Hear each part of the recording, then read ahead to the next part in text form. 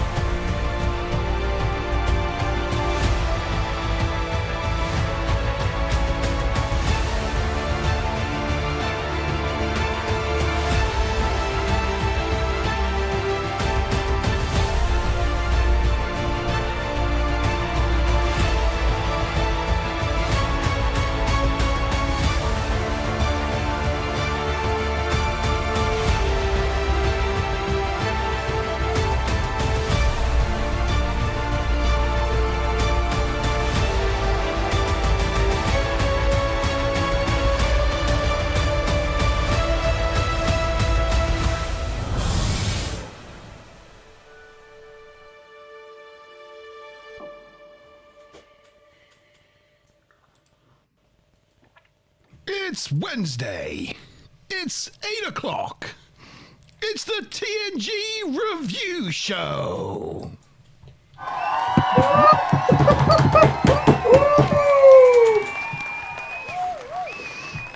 Good evening, good evening, good evening. It is the TNG Review Show. We're back again to put into our vault another episode of Star Trek The Next Generation. We're nearly there.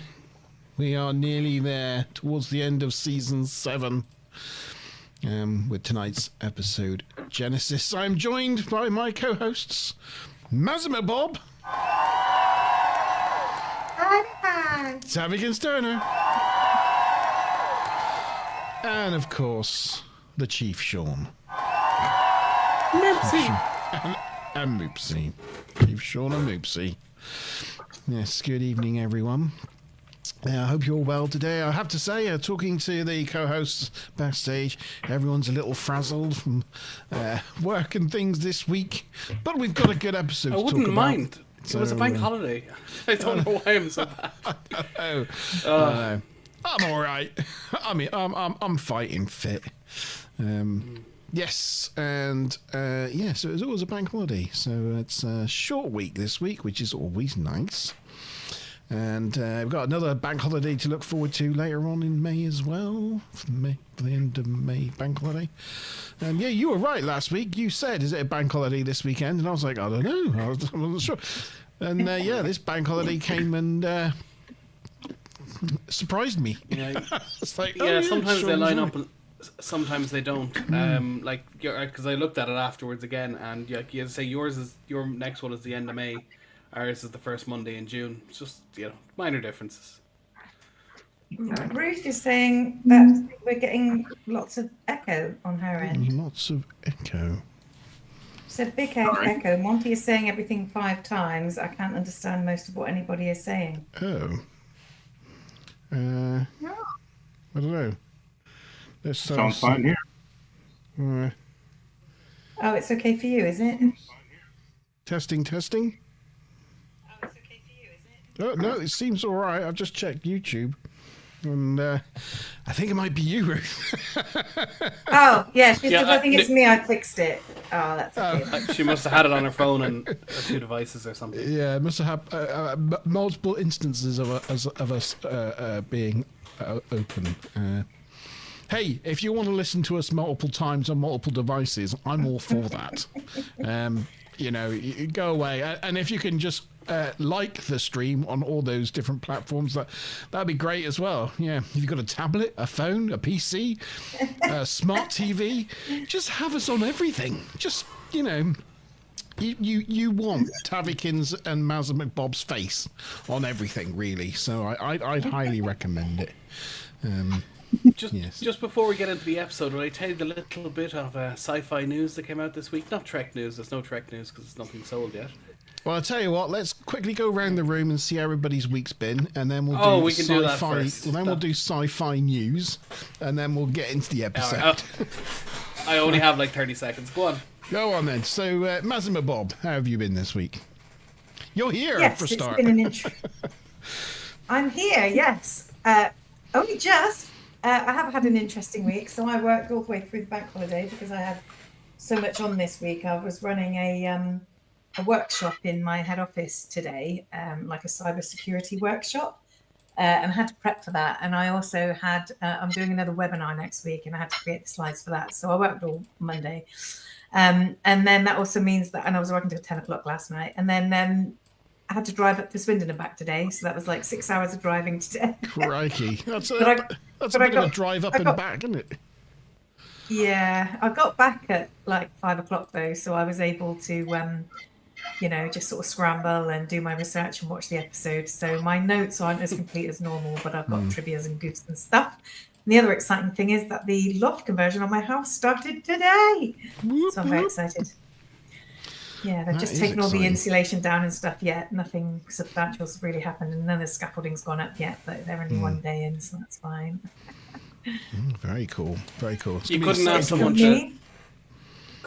to smash into the front of your house like they did to your parents so you could get the insurance money. God. God, no. They would only put it back as it is. They wouldn't give me an extra floor on my house, but God, no.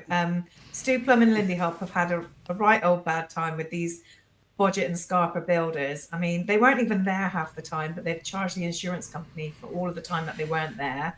They've charged the insurance company twice the amount that the materials costed. They're just like complete con artists. And they said to them yesterday, oh, we're done now, we're not coming back. And there's like some of the slate on the front of the house isn't even completed. They've got no guttering and fascia boards, and loads of stuff has been left not done. So the insurance company building inspectors have stepped in and they're finishing it all off. But the inspectors are not happy with the company that they employed to do the work. So yeah, I definitely don't want their experience, that's for sure.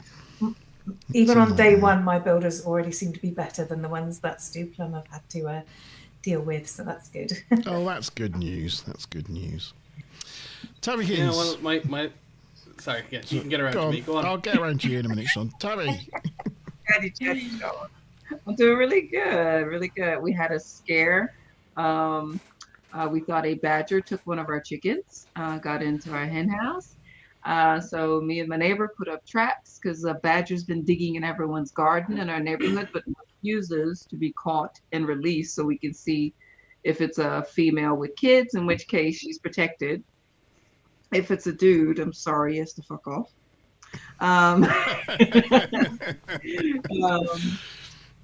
So this territory is already filled with a certain amount of badgers. But yeah, so I gutted the hen house, started building up a ramp and everything so they could get in, so nothing was on floor level for entry. And then the missing chicken flies back into the coop from whatever holiday she's been off in the woods. Like, hello.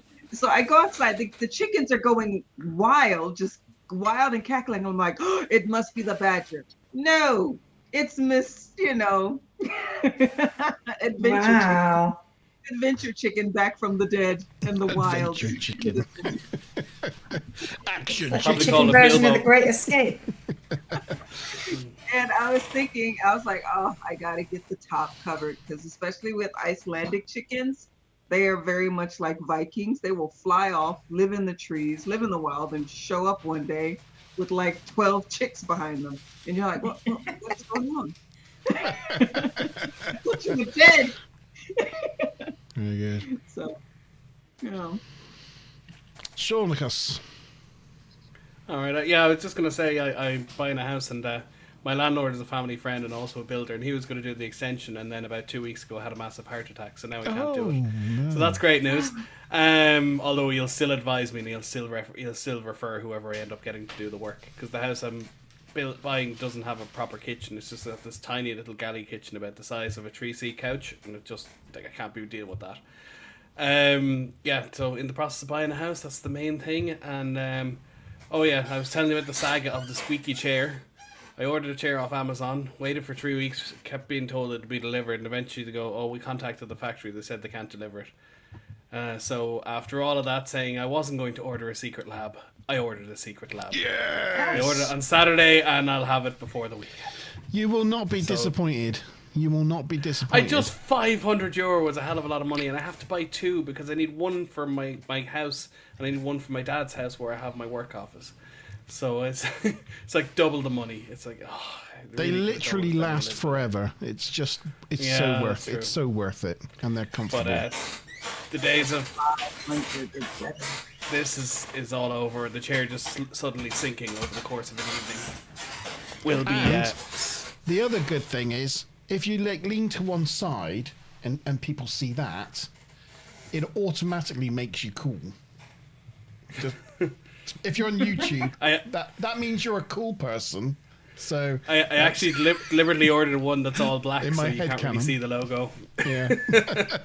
But I did. The fact that they make XL chairs is a revelation to me. I don't think I'll ever be able to go back into the office again, because it's like I have all my monitors on mounts at exactly the right height, and the chair exactly the right height, and the it's great. webcam on a stand. Everything is my size. Like, it's funny when you see my nephew try and sit at my chair, and everything is.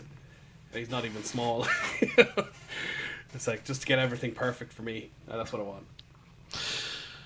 The sci-fi news. Oh, sci-fi Sorry, news. just 30 Yeah. So there's a new show coming out from the Star Wars called Skeleton Crew, and a team of plucky teenagers living on a planet dig up an old ship and then take it on adventures in the wild open space. Were they captives in a mine or something? Yeah, pretty much. Yeah, they've exactly, and all of Twitter is going ablaze with jokes about this, because obviously the synopsis of the show is exactly the same as Star Trek Prodigy, and even Aaron Walke, who does Prodigy, is the showrunner, has put up something like, imitation is the best form of flattery. Like, all the jokes just all over Twitter all week have been very funny. Sorry, that's the sci-fi news. Now we can move on. Very good. Very good. My news this week. So two really. I had a great bank holiday weekend. Saturday, Plymouth Argyle beat Hull. So we're staying in the Championship in the EFL. So I'm thrilled about that. And on Sunday, Norris won the Formula One. McLaren won a race finally after I don't know how many years. Yes, I was pleased about that as well. So I had a really good weekend. All right. I should point out Ireland qualified for the Eurovision final last night. And they did. First time in 6 years. I think by the looks of it, they didn't want to. But no, it was a good song. It's a bit out there. But it's a bit out there. For a Eurovision song, it's like WTF. It's a bit wild, and first non-binary they/them person to represent any country and all sorts of things. But she's half Swedish, so that's bound to be good for folks. It kind of leaves you going like Ireland. Are you all right, hun? Are you okay? Everything all right? We sent a real pop banger last year or the year before called That's Rich, and it's really catchy, and it did nothing. Finished like 5th from last. But it was really a really good pop song. So we've gone a completely different direction, and something like 4th or 5th favourite to win it outright. So we'll see what happens. Yeah. And we've been there. Sorry, I'll say this and we move on. We were champions. We had a record 7 wins, including 4 in 5 years, 30 years ago, and we haven't won it since. Sweden have caught up to us now. They're also on 7 wins. We need one more. We need to get away from them. Can't be having them beating us. Yeah. You got a chance this year. I mean, it's very different. It's very, very different. Yeah. It's Eurovision. There's a whole section where she just screams into the mic. Yeah, pretty much. Hey, Hard Rock Hallelujah won before. I mean, Maneskin won before, so I don't see why not. That's true. Okay, good evening to everyone in live chat. The lovely Ruth, good evening to you, and good evening to Stu Plum. Hope you do well in the quiz tonight, Stu Plum. Good evening to the Beard, Mr. Tabykins. He's in the live chat there, and he's already answered all his questions, BCADAC.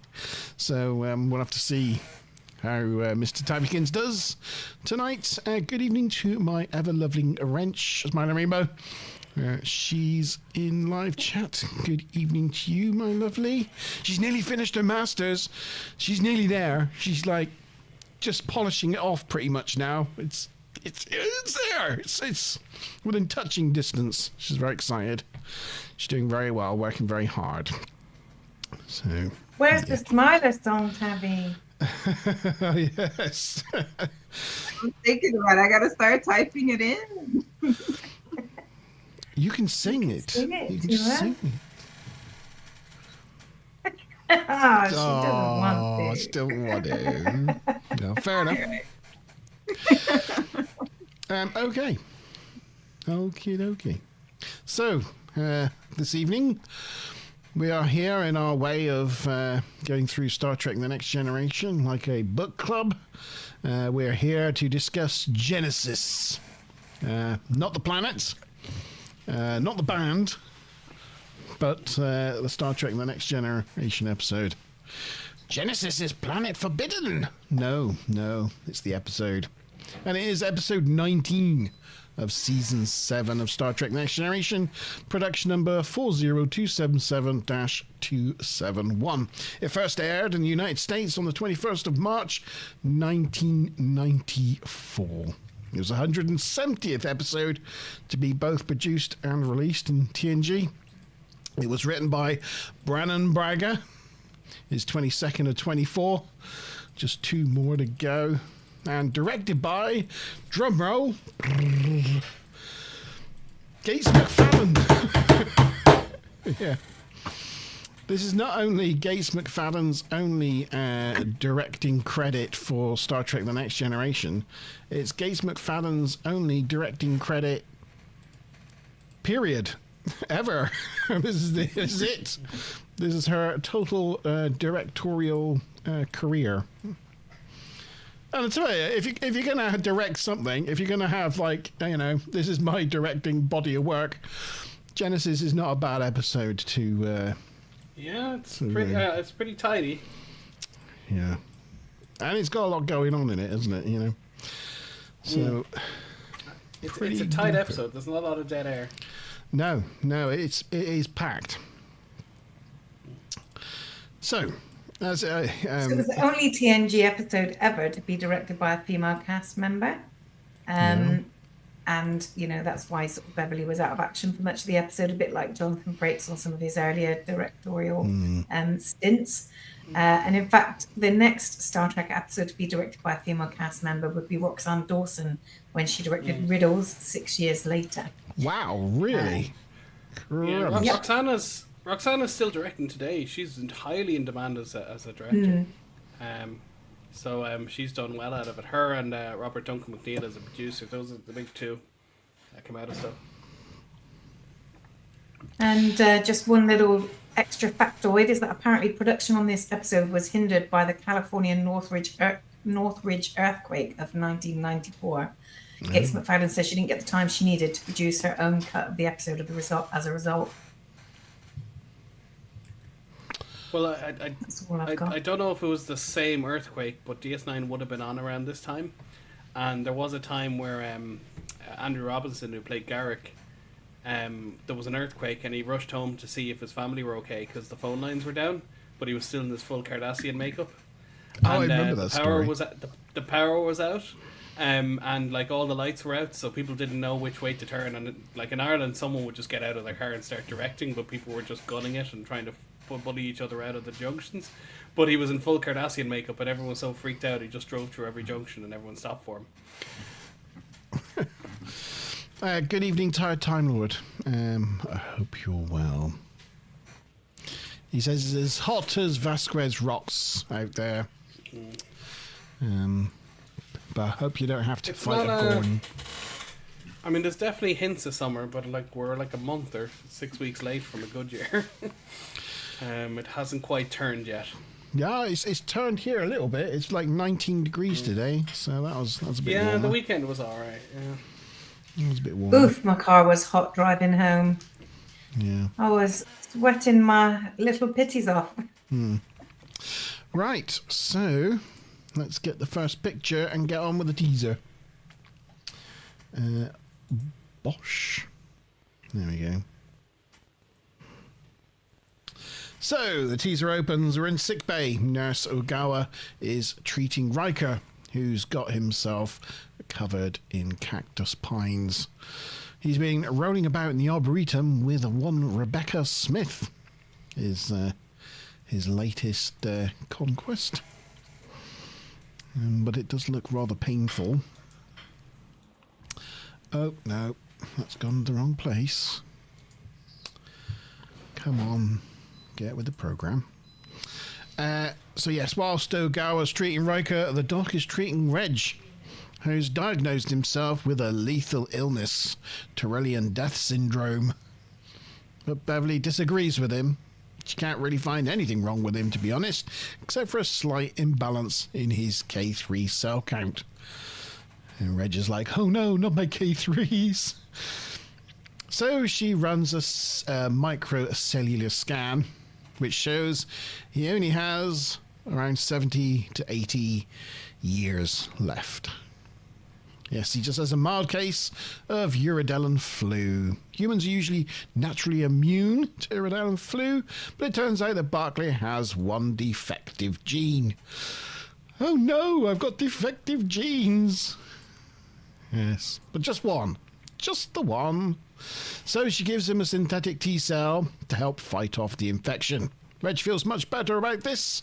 She tells Reg to stay away from the medical database and tells Riker to stay away from the Arboretum. Data comes into sickbay with an expectant mother. It's Spot, who recently went through the change and who is now close to giving birth. All this talk of births leads Ogawa to reveal that she herself is pregnant with Andrew's baby, prompting congratulations from Crusher and Data. As an expectant father himself, Data offers to share his insights with Andrew if he wants, because he's going to need all the help he can get. And that is the end of your teaser. All right, we'll throw some. It's question time. What type of flu does broccoli have? A. Ancaran, B. Crestian, C. Tansian, or D. Oredlin? And what does Beverly say is her smallest patient? Or sorry, who does Beverly say? I wonder. It's a difficult one. Maz, you're on mute. Oh. It's a shame with the multiple choice that it wasn't like A, B, C, D, E, F, or G, because then it could have been like. That only just occurred to me the moment I saw the answers go in, and I went, it's too late now. Yeah. Very good. Okay, so I've got quite a lot of trips and goofs for this episode in general. What have we got for the teaser? This is Barclay's final appearance on TNG, although he does reappear in First Contact and in 6 episodes of Voyager. Barclay thinks he's suffering from Tyrellian death syndrome. Yes. But don't confuse that with the Tyrellian plague, which was something that we encountered in the episode Haven from 1987. Obviously, cat went from male to female in Force of Nature, and this time the cat's gender is crucial to the plot. Nurse Agawa is seen as a lieutenant for the first time, having been promoted in the episode Lower Decks. And this is also the first mention of a pregnancy. And then the final bit is that Barclay's use of the Starfleet medical database to diagnose himself and the subsequent hypochondria foreshadowed the modern real world use of things like WebMD to self-diagnose and Google. people getting worried about multiple time. Yeah. You'll just Google it, you know. Oh, I've got a spot on my foot. What does it mean? I'm going to just Google spot on foot. Oh no, my foot's going to fall off. Yeah. Although I will say there's kind of a balance to that where like there was a young boy who nearly got eaten by a shark, and he put his hands in the gills, and the shark like ran away, and then he got interviewed afterwards. I go, why'd you know to do that? And he goes, I saw it on Mythbusters. And there's been multiple instances, actually, particularly in the case of Mythbusters, where people have done things, whether it's running from a bear, whether to run from a bear or a crocodile, or how to tackle a shark, or how to escape a fire, because people have watched it on Mythbusters, they've saved their lives. So, you know, the internet and modern culture does have its good sides too. Yeah, don't Good run from a point. shark. Maybe swim. Maybe. Yeah. Yeah, well, I mean, I can move faster on land I can run faster than a shark, and a shark can swim faster than me. Therefore, in a triathlon, it all comes down to how at the bicycle section. There you go. Underground Paradox, good evening, sir. Hope you're well. Mickey, good evening to you. Hey, Mickey. Hope you're well. Yes, good evening, everyone. Was that it with the trivia? I mean, it is. I mean, it is one of those things, isn't it, where Star Trek quite often like hints at, or you know, it gives a hint of a future, whether it be like the communicator like being like a mobile phone, or biobeds being a bit like the equipment that they hook up in hospitals now, or you know, all those sorts of things. But the use of the medical database is like very much like the way people use Google and NHS Online today. Well, you know, the iPad was specifically named for the pad. Yeah, the pad. Which was named Personal Access Display Device, and obviously they shortened it to 1D instead of the padada as it was written. And then of course iPad became, you got podcasts. So I mean, you could argue Star Trek invented the word podcast. Also, the idea of the MP3. Someone was watching an episode of where Data was listening to several different pieces of music at the same time, and he said that's a good idea. And that guy went on to invent the MP3. So you know, art imitating life, life imitating art, that kind of thing. I've just got that Mickey called me Father Time.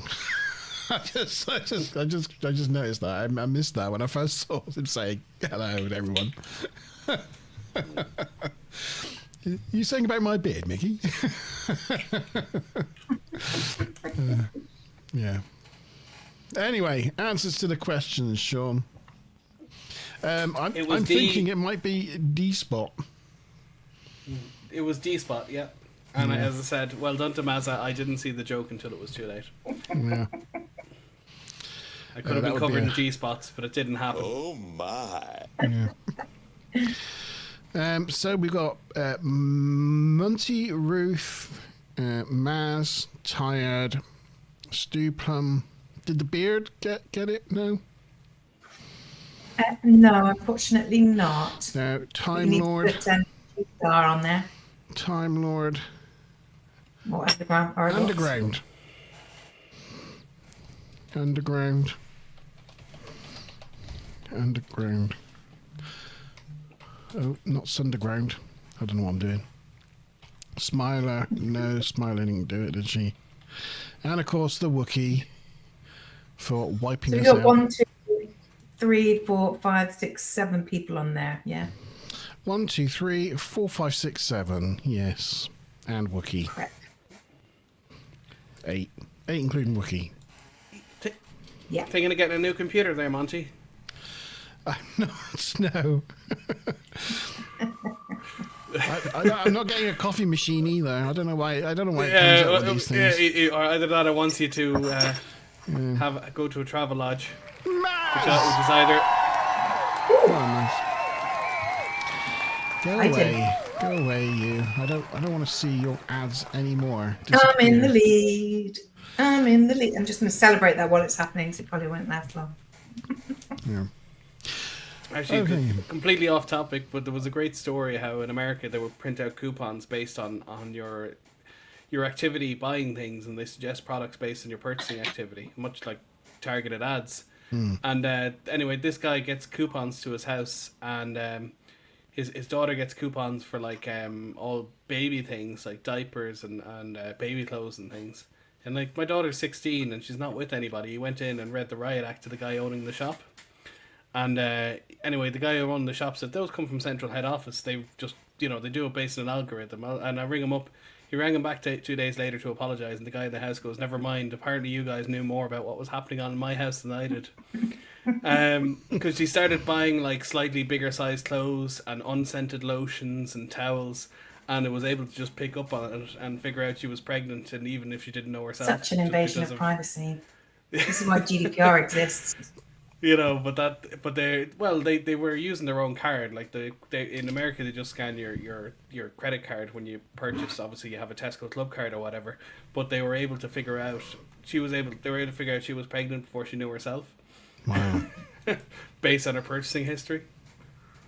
Cool. Yeah, it's but even if scary. they figure that out, they wouldn't be allowed to disclose somebody's medical conditions to unknown people. Well, they didn't. randomly. They just sent out coupons in her name to her address. Her father just happened to open her post, like like every father does. Right. Act Oh, one. sorry, I thought it was for me. Act 1. The Enterprise is performing field tests on a new tactical system and weapons upgrade that Worf has completed himself. By the looks of things from this D-pick, they're going to muller a bunch of rocks. Worf seems very proud of himself about these upgrades, but Picard's like, yeah, whatever, go on with it. So he fires the torpedoes. We get quite a cool shot of a close-up of the front of the D. Yeah, nice lighting. Yeah, looks pretty cool. Of the photon torpedoes being launched. Can you imagine being on the receiving end of that, just looking at that right before you go? It's like the end of our civilization. That's the end. Yes. Yeah. 2 of the 3 torpedoes do indeed muller some rocks, but the third one zooms off into the asteroid belt and is lost. Picard orders it to be destroyed, but the subspace detonator will not engage. That doesn't work.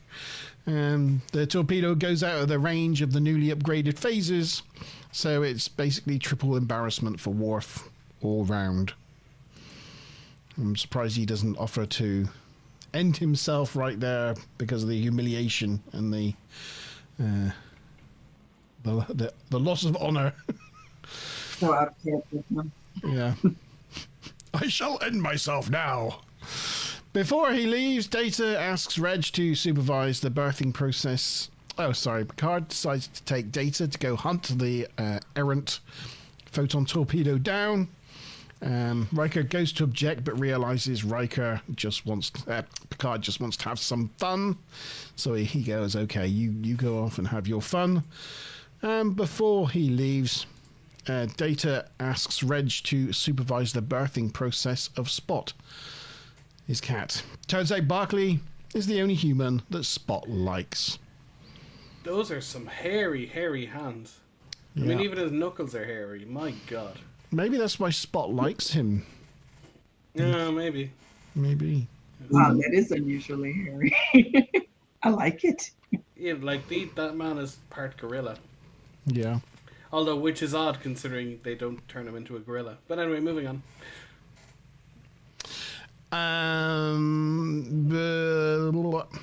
Yes, Reg picks Spot up and says, "But she's such a sweet little kitty." To which Data replies, "She is to you." Which I've always thought was a really odd line. Thank you for that photo. That he looks gorgeous in that one. Yeah. He's like, what? I don't know. It just, the way he says it as well, she is to you. It just always seemed like a very undatery, it always seemed like a weird line to me. I don't know why. But anyway. I agree. His facial expression looked undatery as well. Yeah. Yeah. Yeah. Reg wanders around Data's quarters to find Spot's perfect birthing spot and finds it behind a chair. Reg wonders who the father is. Data intends to run a full set of DNA analysis on the kittens to find exactly who. I love that. Although, cat paternity test. Yeah. Kittens can have multiple fathers in the same litter. All cats are like that, even like lions and stuff. They can have like four kittens with 4 different fathers. Completely possible. There you go. It might throw up a whole bunch of analysis then. You'll be like, Spot, you're such a possible. floozy. When a cat goes into heat and it's out in public, it's a thing. Yeah. Well, I'm pretty Apparently that's Go on, sir. He says there's something like, I don't know, is it 9 or 11 male cats on board? 11 male cats? So there could be the same number of female cats. They got like 20 odd cats on board the Enterprise. It's like, crikey. It's quite a lot of cats. Oh no, they got any dogs? I don't know. I don't know, I never see one. I'd like to think they have one, but... I wonder if one of those 11 male cats that are on board, I wonder if one of them's Ginger. And like he's just, because she keeps getting out, whether that spontaneous change of sex by Spot is just actually just like, you know, male Spot walked in and a female walked, you know, come in and they have a little bit of visual continuity, because you see Spot the cat has a pink collar, and then Spot the lizard has the same pink collar, so they do tie that together. Anyway, I thought it was quite a cute shot of behind us at the sofa where Spot's gathered like some of her favourite cat toys together to for the birthing thing. Yeah, then we get this nice shot of the shuttle leaving the Enterprise over the saucer section on the hunt for the torpedo. On the bridge, Worf's getting frustrated as he can't find anything wrong with the guidance system. Riker comes over to see what's wrong with him, but Worf complains he stood too close. Riker orders him to go take a break. So he's saying, don't stand so close to me. Don't stand so. Don't stand so. Yeah. Be happy. He could have gotten a whole Sorry, leg of head. Sorry, that was the wrong band. That was the Police, not Genesis. Yeah, that's true. That was the police. Yeah. Mickey watched the show on the weekend. No Way Up. To his surprise, O'Brien was one of the main actors. Ah, yes. Yes. Worf goes to 10 forward to get some really disgusting-looking lunch. It's just really, really, really proper horrific looking to me, anyway. I imagine that smells really, really awful. Can you imagine what all that, like, fish that smells like under studio lights as well, you know? I bet it's absolutely horrendous. Yeah, like, I mean, nowadays they're all LED lights. They don't produce any heat, but as I said, back in the day, you could get a tan off those things. They were just, you know, standard filament bulbs. Octopus and Turkey. Tired as down with that. Yeah, surf and turf. Surf and turf. I just think it just looks... Time Lord saying he thinks that spread looks really good. I know he does. I know, yeah. Well, you can have it, mate. You can have it. Yeah, I'm not a fan I'm of seafood not so in keen on general. octopus, but the Turkey leg chicken doesn't look or too bad. whatever that is looks turkey nice. leg. Yeah, that bit looks all right. I noticed that's the bit he eats, so I imagine that was not too bad.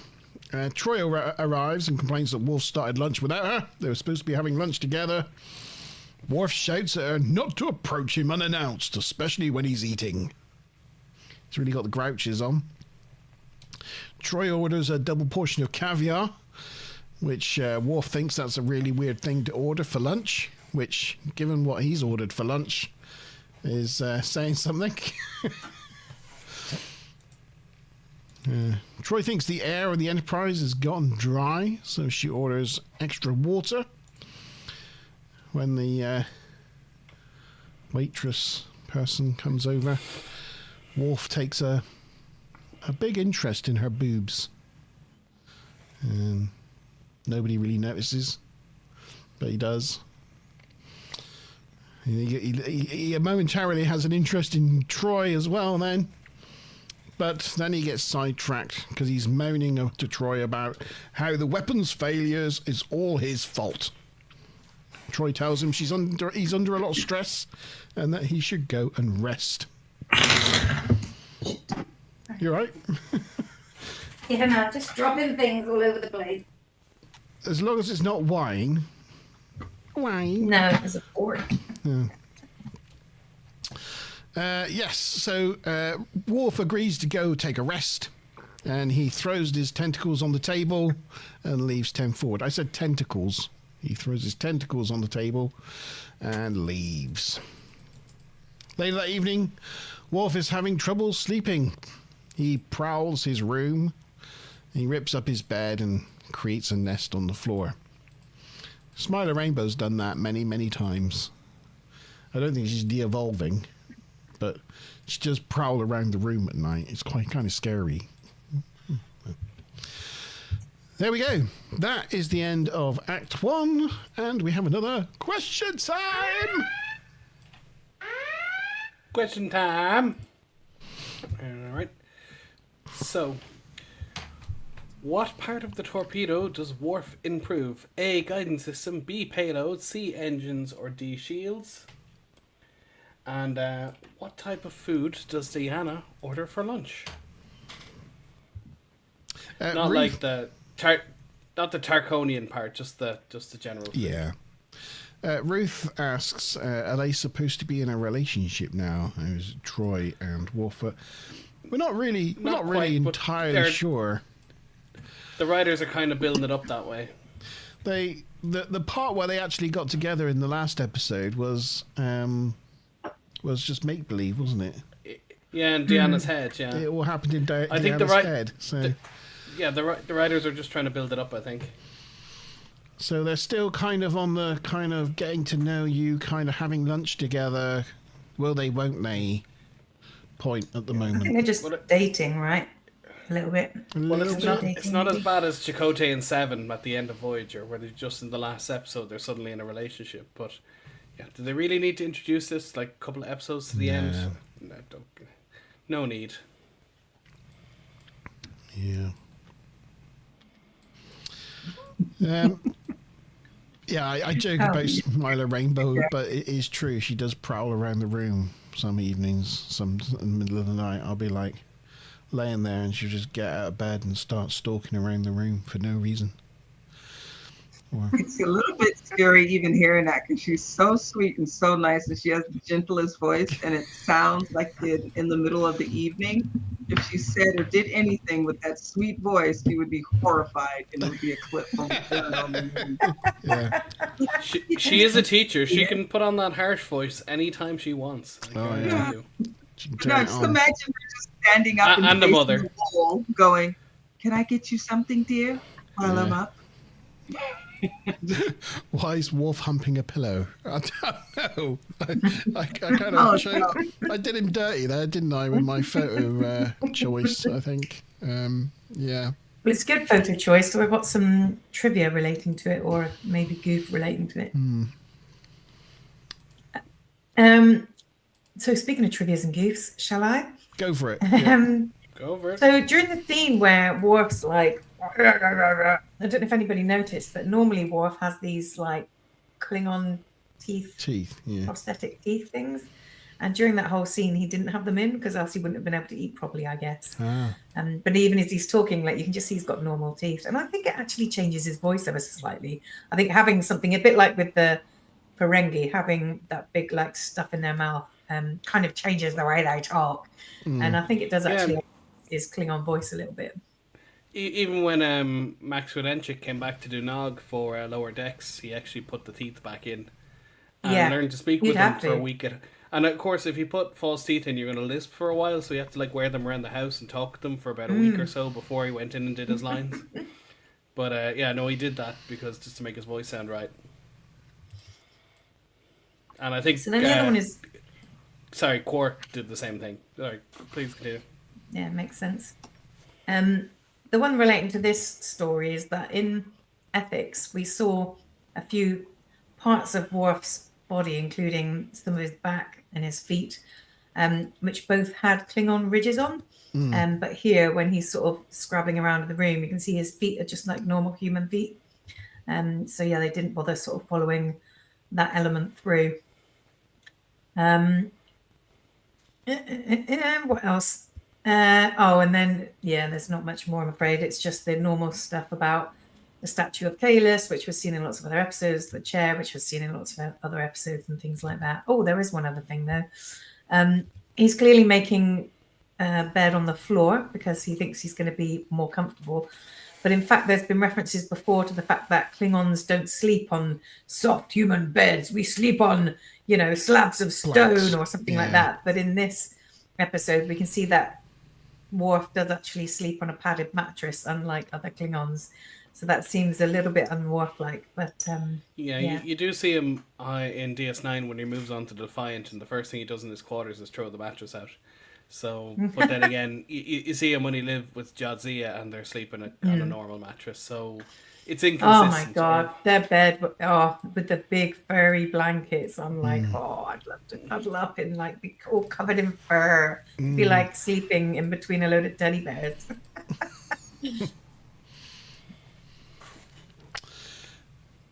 Answers to the questions, usual.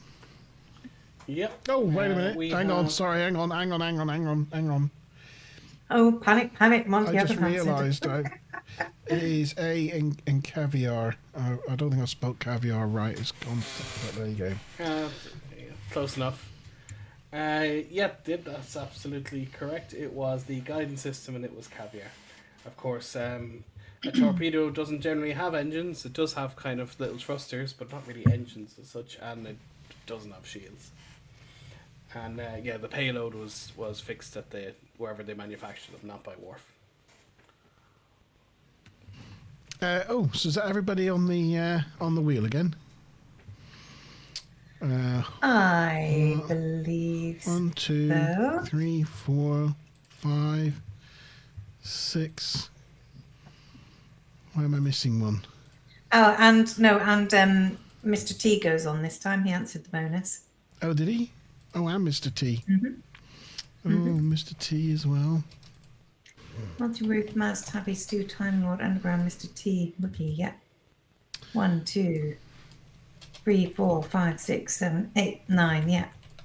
And also Stu Plum said it was on Gilling caviar. I didn't have that extra detail, but good for you. He must have been making his notes again. Yeah. Spinning the wheel. Do do do do do do do do do do do do do. Oh, I don't believe Mr. it. T. Very nicely done. Once again.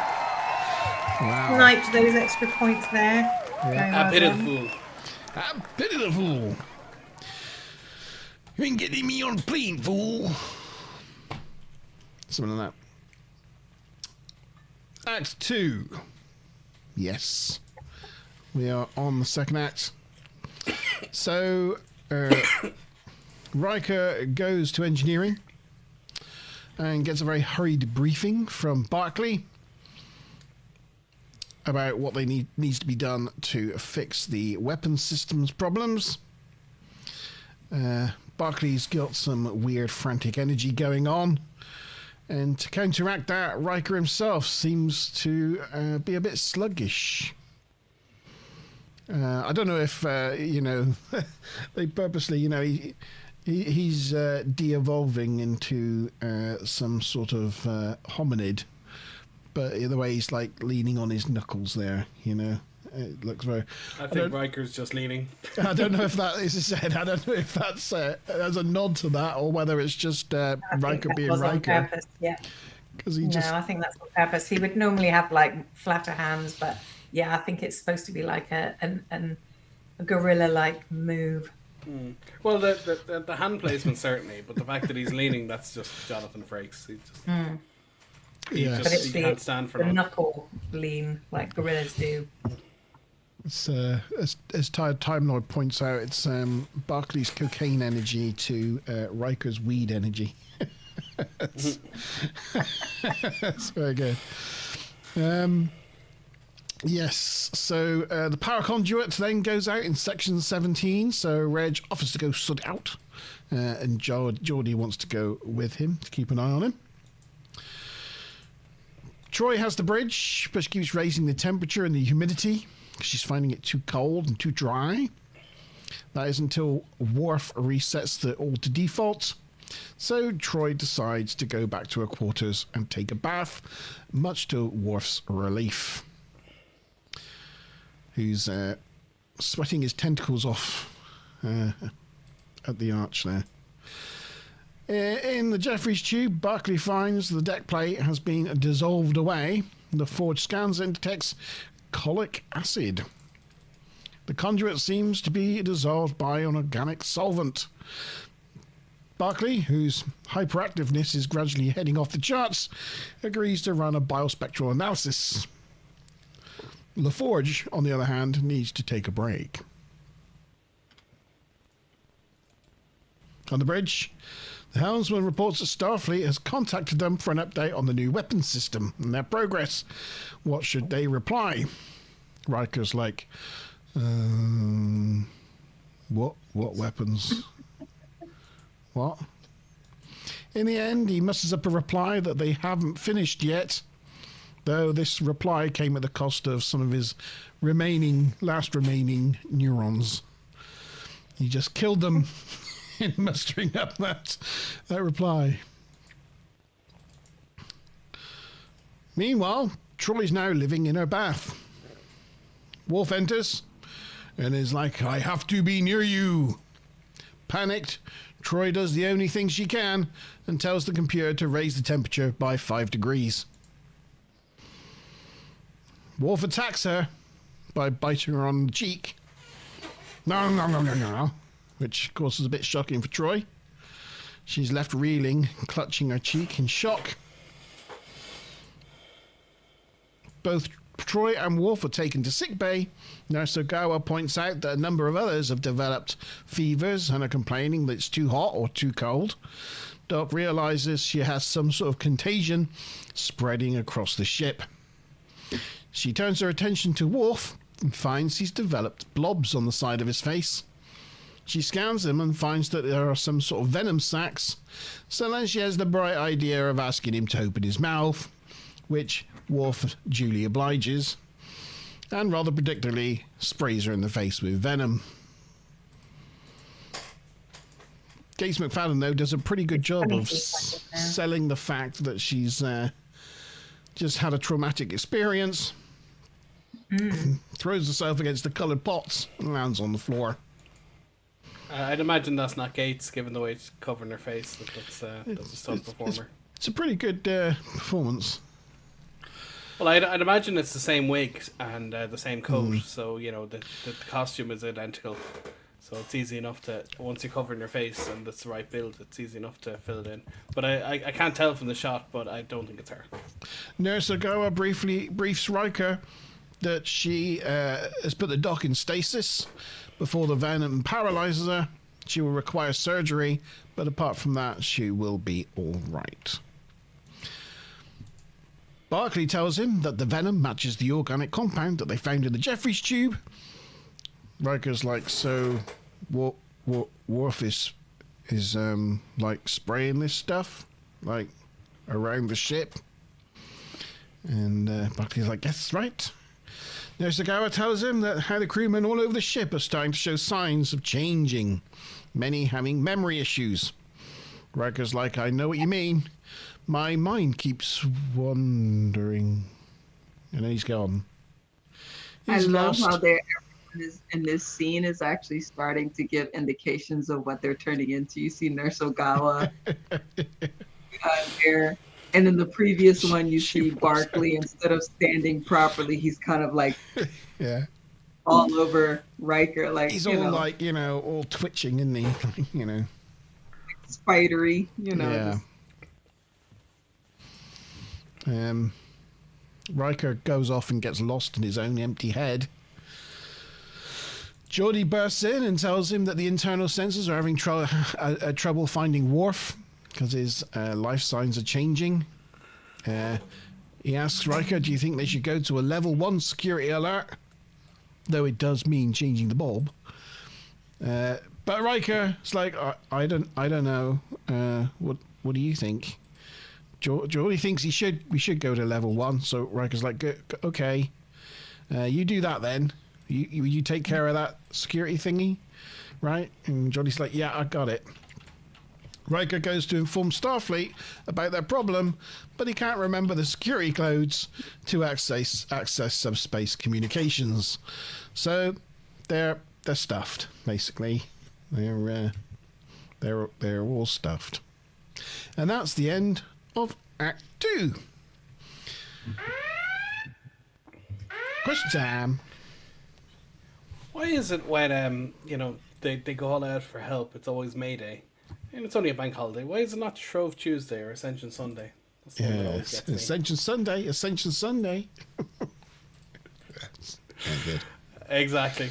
So, first question: what type of acid would you use to melt through the Jeffreys tube? Thorough the Jeffreys tube? No, through the Jeffreys tube. A. Acetic. B. Boronic. C. Colic. And D. Sulfuric.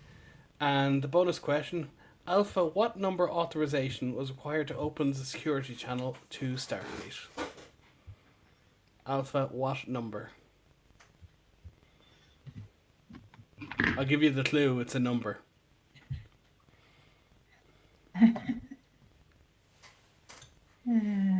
Anything from the tribs and goofs and things? Yeah, I have no idea on the first one, so I'm just going to go that. Let's go for it. Okay. Yes, trips and goofs and stuff. Where are we? Act 2, right? Yes, Barclay's all hyper, Riker's all slow. So we mentioned about his hands on the console. This is the first episode since her promotion that Councillor Troy is seen in command of a duty shift on the bridge. Worf's venom sac kind of appears really quickly, because when he goes into Deanna's room and bites her, it doesn't seem to be there, or you can't see it. And then in sick bay, suddenly it's there. I mean, I know they're de-evolving, but I don't know. Yeah, maybe it's happening that quickly to their bodies. I don't know. But there's also something within the first act that has bothered me, just re-going through it now, is that when Worf was on the bridge, he was getting all antsy, wasn't he, about the fact that the torpedo wasn't working properly. And then shortly after, he was sort of dismissed from the bridge. So we assume that he was already exhibiting signs of this virus, right? But then Picard left the Enterprise after that point. So, having been stood right next to Worf. So how did Picard not actually contract it at this point in time when everybody else seems to have already? You'd think Picard would have had to have left the Enterprise, before this all started, in order to have remained symptom-free. He did leave before Worf started getting agitated on the bridge. But, I mean... I thought even when Worf was like, see this new torpedo system, oh, it's all mine, it's all, I thought he was being a little bit weird for Worf even then, but... Yeah, it's inconsistent. They leave, look, they've left, and then Worf gets all antsy on the bridge in the next scene. It is after the time they leave, but still have the same exposure as those two guys there, right? But this whole process started earlier in the day or days ago in sick bay, and they're spending time with Reg and that even before they go. So if Reg passed it on to Riker and Riker passed it on to the people on the bridge, then they should all be affected. Yes. Or maybe Barclay, when was discussing the problem with Worf directly, because Barclay interacted with everyone else. But you see Data interacting with him, but Data can't pass it on. So maybe that was deliberate choice in the writing, just to have them separate. And I I mean, thought, it's tight, but it's plausible. I even thought that the whole Worf messing up the weapons systems was all a part of this whole thing, rather than it just be Worf's useless. Yeah. But, you know, I don't know whether it's maybe a cumulative effect. Maybe the fact that they were around these T cells floating in the air, this airborne thing, for a lot longer. Yeah, maybe, when you get lots of people affected by something, then it become airborne. Maybe it was, enhanced. I don't know. But anyway, it hadn't occurred to me when I was watching it earlier. It only occurred to me now that was a little bit of an issue. But Okay. the only other thing, what? I'm just going to say Time Lord is just dropping off. I just want to say thanks for joining us, Time Lord. See you next week. Yep. Okay. Yeah. Good to Get see the you. bye. Just wanted to catch him before he went. Sorry. Have a Nice to see derpy you. time. Yeah. Have a derpy time. Best of luck, Tim Lord. And I think, so in the conference room briefing, Nurse Agawa was there saying about how Dr. Crusher's been injured. That has already happened, hasn't it? It's not Yeah, in the yeah, next because she got venomed in the face. Yeah, she did, and they said that she needs like reconstructive surgery or something. Yeah. But in the scene before, she Crusher told Agawa to get Dr. Salar and another doctor, both of whom presumably would be senior to Nurse Agawa because Nurse Agawa was an ensign until just a few episodes ago. So in the briefing room there, you'd expect one of those other more senior doctors to be in charge and have taken Crusher's place rather than Agawa. But obviously Agawa's a season regular, so that's why they used her. Well, It's possible that like they quarantined traditionally, Jeff. it's a weird kind of thing because she is a lieutenant junior grade, and when Bashir first becomes commissioned, he's a lieutenant junior grade because that's kind of where doctors start. So she could be a more senior lieutenant. She could have more tenure in Starfleet and be the same rank. But then again, she's a nurse and they're a doctor. So yeah, Dr. Salar was there from like the beginning, wasn't it? Wasn't there really early references to Dr. Salar in the first episode? Dr. Salar could be a civilian. So it mightn't have the rank. So maybe that's why. Could just be a physician. That's a good point. Also, because I don't know. they're in the midst of a medical emergency, so the doctors might have their hands full in surgery or, in sick bay. So maybe they sent Nurse Ogawa because, she wasn't quite as urgently needed. Yeah, That's true. possible And as well. it's probably worth noting on that point that in some of Gates's directorial notes about this episode, there are some things that she wanted to do with this episode that were close to her around sickbay, and she was like, there's so many people on this ship, and sickbay is such a well, stocked and staffed place. But normally in the episodes, you're only seeing like the one person in there who's like got some kind of injury in that episode. Yeah. So she wanted to show it, as she did in the opening scenes, as more of a bustling place with like lots going on. Yeah. And specifically added that, and wanted to have. Just to sort of show that it's a hub of activity rather than just being empty all the time. So that was something that she did on purpose, which I thought was quite cool. Well, there is multiple sick bays. I think the 3. Plus there are various triage bays, which can be used 10 forward. And they would only have all that if they were busy, right? Yeah, but they have the it's always facility empty. to They wouldn't expand. have them all. Yeah, but if there's an emergency, there's people with limited training, science officers and that can triage, that can help. Because if they suddenly go to a colony and there's 1,000 colonists, they start treating them in cargo bays. They have ways of scaling it up and dealing with humanitarian crises. I think it's really, that's kind of the executive one. That's the one in the saucer section for the senior officers. That's part of the reason, all the little checkups for the kindergarten kids is. Well, the officer's mess, you have an officer sick bay kind of thing.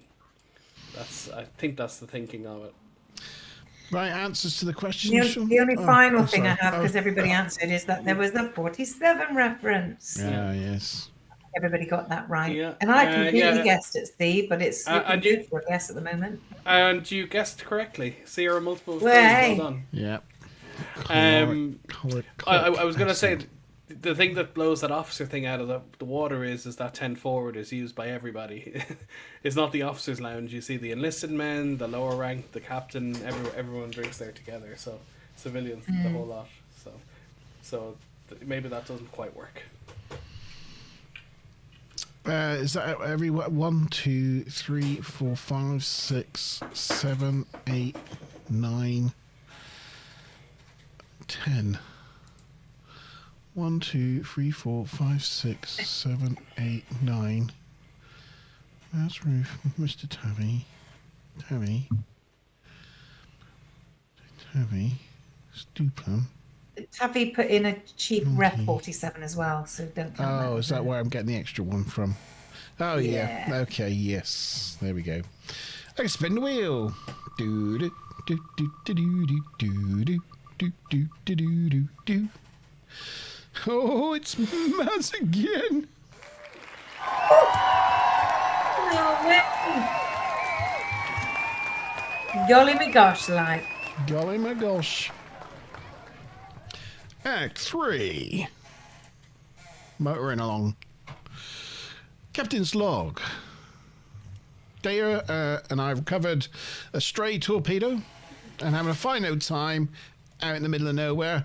I certainly hope nothing's bad's happened to the Enterprise whilst we've been gone. And yes. Though, I can't imagine Picard really thinking spending like 2 days cooped up in a shuttlecraft with Data as being like No reason. a fine old time. But there you go. Who knows? So they're on the way back to the Enterprise, but the Enterprise is not in the prearranged pickup point. They can't find it, so he has to scan a little further out, and he locates her, but she's drifting in space. Not a good thing. See the Enterprise D there rolling in space was quite harrowing. And Picard has to match the Enterprise's rotation and dock the shuttle manually. Must say the photo of the shuttle and the D when they were trying to match its rotation was really nice, and the detail. I don't know if it's a remaster or if it's always been that crisp, but it almost looks like there's blaring light coming in, but it accentuates the model so well. It is, But wouldn't you always have to cool. match the orientation in three-dimensional space? Yeah, just saying it looks really cool with the lighting and stuff. Yeah. I think they Also- did that bright light purely to give the contrast of like the shadow of like the. I think it helps sell the scale by having a bright light behind it like that. So yeah. Very cool. Although very hard to park right in the middle like that with all the I mean, who leaves a cargo bay with exactly the width of a shuttle and no more? Like even the markings suggest where it's supposed to land and it can't. Yeah. So yes, they land in the shuttle bay manually, and they found that someone's made a complete mess of the shuttle bay. So Picard's going to have a word with the cleaners, and main power's offline. So they decide to head to the bridge. On the way, they can hear a jungle's worth of animals coming from the deepest depths of the Enterprise. They find a skin that's been shed, and Data detects reptilian DNA, but the skin is humanoid. Data can't explain it because there's no creature on the ship that does that. They get to Deanna's quarters and find the door dripping with water, so they decide to enter it. You can see where the water's dripping down, that it's at the end of the label. It's starting to bubble the label off the door. They enter and they find a very humid quarters with Troy, an amphibian, living in the bath. Data tells Picard that she's no longer human. Picard points out that she's been injured, and Data detects Klingon DNA in the wound. Saliva. They continue on to the bridge, where Helmsman's been killed by an animal. His DNA was only through the early phases of the metamorphosis when he died. Data picks up 1,011 individual life forms on the ship. All of them are in flux. There are a couple of large populations in the Arboretum and the Aquatic Lab. What's Data doing at that console? He's scanning for life forms. Alright. Yes. Good stuff. I just imagine like the terrible things that are going on in the Arboretum right now as crew members are hunting each other for food. You know, natural. I'm surprised natural there hasn't things are taking been a over. Lower Decks episode based on this one. It seems so ripe for the taking. Yeah, maybe Yeah, we'll Data had gone. There are 1,011 life forms. Oh, 1,010. 1,009. Yeah. Yeah. Oh wait, 1,030. One of the crews had a litter. Yes, somebody's had a litter. Yeah. Oh dear. They hear a grunt coming from nearby room. It's Proto Will. He's trying to eat Livingstone, who's apparently turned into a jellyfish. I didn't notice that the first time round, that Livingstone's now this like white and yellow jellyfish blob. He's trying to eat it. Riker's flipping them the bird. Yes, Yeah, I did notice that. I bet that was deliberate. It seems deliberate, you know? It's not a natural position for a hand to be in on the bowl, you know?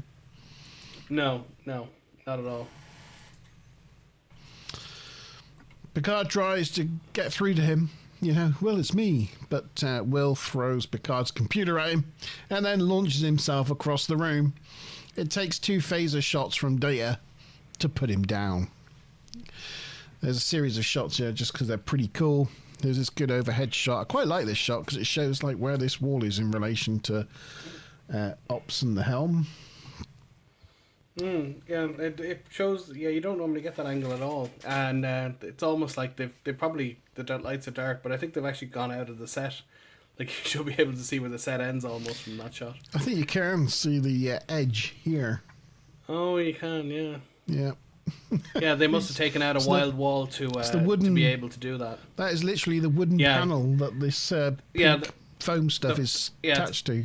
It's called the flat. Yeah, that's exactly what it is. Yeah, they're after taking out a wild wall so they can get the camera out further. And it just sneaks into the shot. Well done. Didn't notice that. And there's this great shot of Data firing the phaser at Will, which is pretty cool.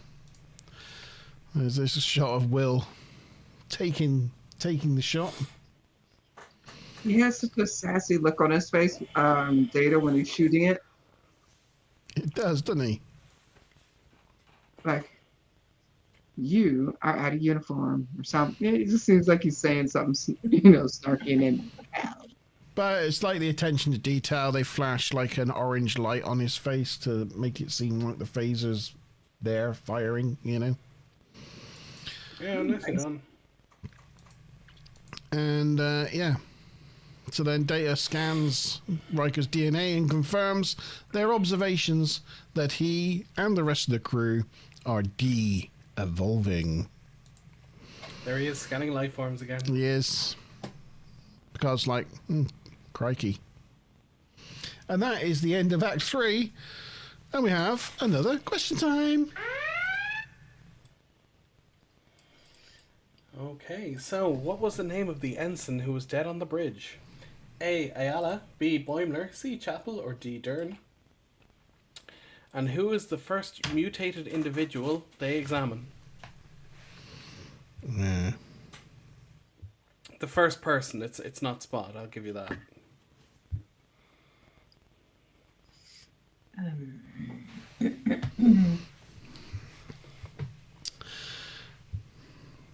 Tribs and goofs. Yeah, just give me a second. Troy.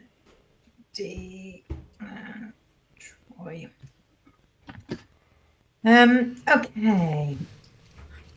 Many tribs and goofs. But that shot there where Riker's kind of looking at them when they come in, on sort of Gates's director commentary thing, she said that she thought that that was the most important and best scene of the whole thing. Like the intensity of his stare, you know, this whole sort of ready room thing. She wanted to really capture the fact that, you know, the lights were on, but nobody was home, and they've really, you know, there's nothing human left in them. So yeah, it's just interesting to get her perspective on that. But where are we? So this is Act 3, right?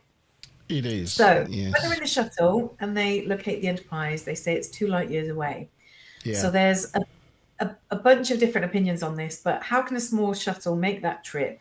Because a shuttle is incapable of warp speed, it would take years. But then other people have said that Voyager, in episode resolutions, they reveal that a Type 9 shuttle has a top speed of warp 4. Somebody else has said that a Class 6 shuttlecraft has warp 2, which could cover 2 light years in about 2 days, but it can only be maintained for about 36 hours. But either way, they would have taken quite a long time to get to the Enterprise, it seems. And like with the episode Macrocosm, which I just love that episode so much, that Voyager episode, this episode involves a captain and another crew member returning by shuttlecraft to find the ship deserted and the rest of the crew are infected with a previously unknown virus. So similar kind of setup as that Voyager episode. Can I just go back as well to the shuttle a minute? I haven't got a picture of it, but my other question was, where's the photon torpedo? I assume they just blew it up. Well, no, they gone out to collect it. They were bringing it home, but it's not on. Were they? Yeah, I mean they're quite big things, and these shuttles are quite small. You'd expect to see a big black torpedo in the back of this thing, wouldn't you? Really? Unless I assume they just blew it up just so dematerialise it wouldn't be wandering the universe. Which also brings me back to a point I didn't bring up earlier. There are hundreds of kilometers between asteroids. You absolutely can bring the Enterprise D into an asteroid field. You can just go in a straight line. The likelihood of you hitting anything is basically 0. So they're not that close together. Shall I just close together. Put one little thing in that? Just one little. That's based on our asteroid belt, but that's not to say there couldn't be asteroid belts out in the galaxy that are a lot denser. Okay. They actually said that this one was unusually dense. Oh, okay. Okay, that's fine. That's fine. But yeah, as you say, our asteroid belt is just severely, it's pretty much nothing really. It's empty space. It's just when you see it from a distance, it looks like there's a lot there, but you pretty much can just fly straight through it and not worry about hitting anything. It's the likelihood of it happening is basically 0. Yeah. Well, it goes just slightly above 0. This is more like a ring, isn't it? Like a Saturn ring or something like that. It's more like that density. Yeah. That question about the torpedo being in the back would have also been in this scene here, right? It should have been there visible. Yeah, that's what I thought. Yeah, you'd think there'd be a big torpedo in the back, but there's not. Yeah. Even in the trivia and stuff, it says when the Data and Captain return from recovering the torpedo from the asteroid belt. So yeah, that was what they were supposedly doing. In theory, you could dock it on underneath, but if you go back to that last shot, there seems to be some sort of like there should be a gap underneath the shuttle, but it's not. It's sitting on like a crate or something, which is another little continuity error. Obviously, that shouldn't be there. But in theory, you could be kind of stuck to the underside or even onto the roof. In theory. Does it not have? Do you know if that shuttle size has a tractor beam or is it too small? I have no idea. I think it does. I think it does have a little tractor beam. Yeah, not a lot of power to it, but it can suck in like a pod or something small like that. Anything else? I think Tabby mentioned this, but they say about matching speed and orientation and rotation of the other ship. But that would be like normal standard docking procedures. Like you wouldn't have to specifically request them to do that. That would just be like Yeah, you have to do that every time. There is no up in space, is there? So In That's theory, right. whenever you come across another ship, you'll approach it at some kind of weird angle. Yeah, That's you right. Can have you to. go to the shop with Deanna's dripping door? Oi, oi. Do you notice what it says? You can't see it very well. It says... Lieutenant Commander 808. Deanna Troy. Yes, it does. Oh, So they okay. haven't updated it with her change of rank. No, I didn't notice that, but yeah, you're right. And there's some hinky stuff with the lights that they're using, like it's bright 1 minute, then it's gone dull, then it's bright again, just some random things like that, as if it's like running out of batteries intermittently. And Data says that Troy is no longer human, but she was not actually human was to never start human with. to So begin with. it's a little bit imprecise of Data to have said that. Yeah, she's no longer human. No. Oh yeah, and I just noticed. Yeah, we see her with different coloured eyes. Yeah, she's got sort of membranes over the eyes, isn't she? Yeah. Yeah, not they're her usual black. full on black anymore. In the original script, the ensign, or well, I don't know if he's an ensign, the con officer was found dead on the floor rather than sitting at his station, but they obviously decided to make a change. As you mentioned, Livingstone, Picard's lionfish, de-evolved into a jellyfish. Yeah. And the final bit is that Riker's de-evolved form. Data mentions that it's Australopithecine. Australopithecine. Yeah, but sort of renderings of Australopithecus by experts indicate that it was more like a modern primate and didn't really resemble Riker's state of devolution. But I don't think that's a very good sort of goof anyway, because it's not like Deanna really looks like a full-on lizard either. They're all like, They're halfway. they all aren't still they? look half human and half de-evolved, even though they're saying that they're no longer human. They still look very humanoid. I kind of thought he was heading towards like Australopithecus, and he was kind of like a Neanderthal Maybe kind of right the way there. stage. You know, he was heading that way, but hadn't got Yeah. there yet. Just on the point of the setup with the ensign sitting at the console, I would imagine that's just done for practical reasons, because you could light him and then they could stand over him, and then they're all three of them are lit standing in the one place. Whereas they'd have to walk in, they'd have to light him standing, light him down at the body, light him standing again. You know, the setup for that scene would be much more difficult, and you would add maybe 2 hours to shooting the scene. So I think it was just a practical consideration by having him sitting at the chair. It's much easier to kind of have three people standing looking towards the console than it is have them leaning over a body, shot, counter shot, shot, counter shot, standing, sitting. It's just a practical thing. Also, just a tiny little nitpick from me, I think, that Data said something like with Troy that she was de-evolving some 150 million years to this amphibian form. But if it was an amphibian form, it would have actually been more like 380 million years. Well, it could be a betazoid amphibian, and they might have a different evolutionary path. I have to say the exact same thing. Maybe, yes, maybe. I also want to point out that the dad jokes are coming thick and fast from Mr. I know. Tavikins, and Tavikins also put one in there earlier. I don't know, I think Time Lord noticed it, but it was why do astronauts use Linux? Because they can't open Windows in space.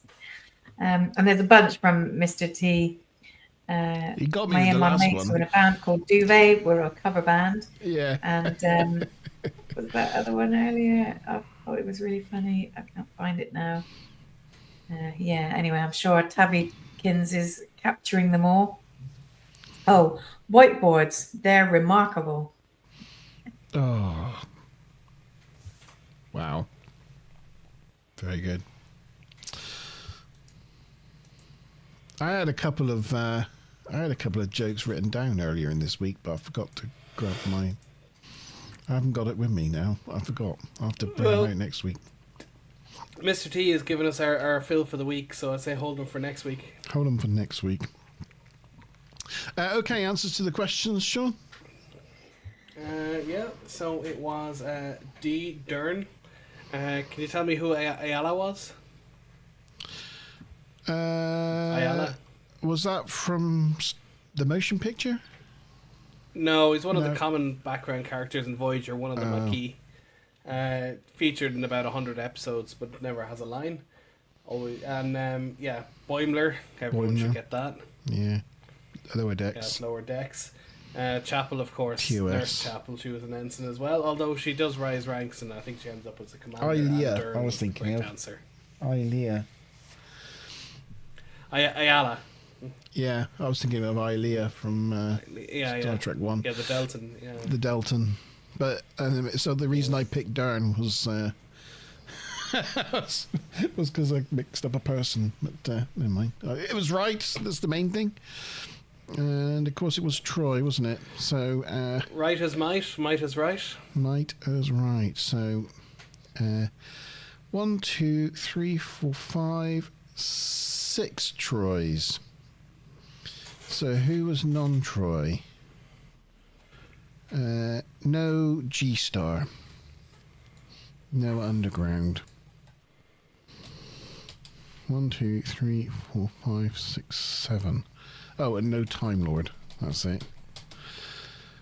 Got it. Just gonna correct the wheel. Okay. Spin that wheel. Do do do do do do do do do do do do. Oh, I don't believe it. It's Mr. T again. It's the Mr. T and Mouse show tonight, isn't it, on the wheel? Doing my best Victor Meldrew. I And also, believe it. Mr. T got the main question right that time. His guess of Oh, the wow. thing true. He's yeah. racking up the points. Racking them. Right, Act 4. Here we go. In sickbay, Data's analysed Riker and found that a synthetic T-cell has invaded his genetic code and activated his latent introns. Genetic code has been lying dormant for millions of years. Deanna's introns are turning her into an amphibious creature that lived 150 million years ago. Picard surmises that Riker is turning into an early hominid. Data confirms an Australopithecine.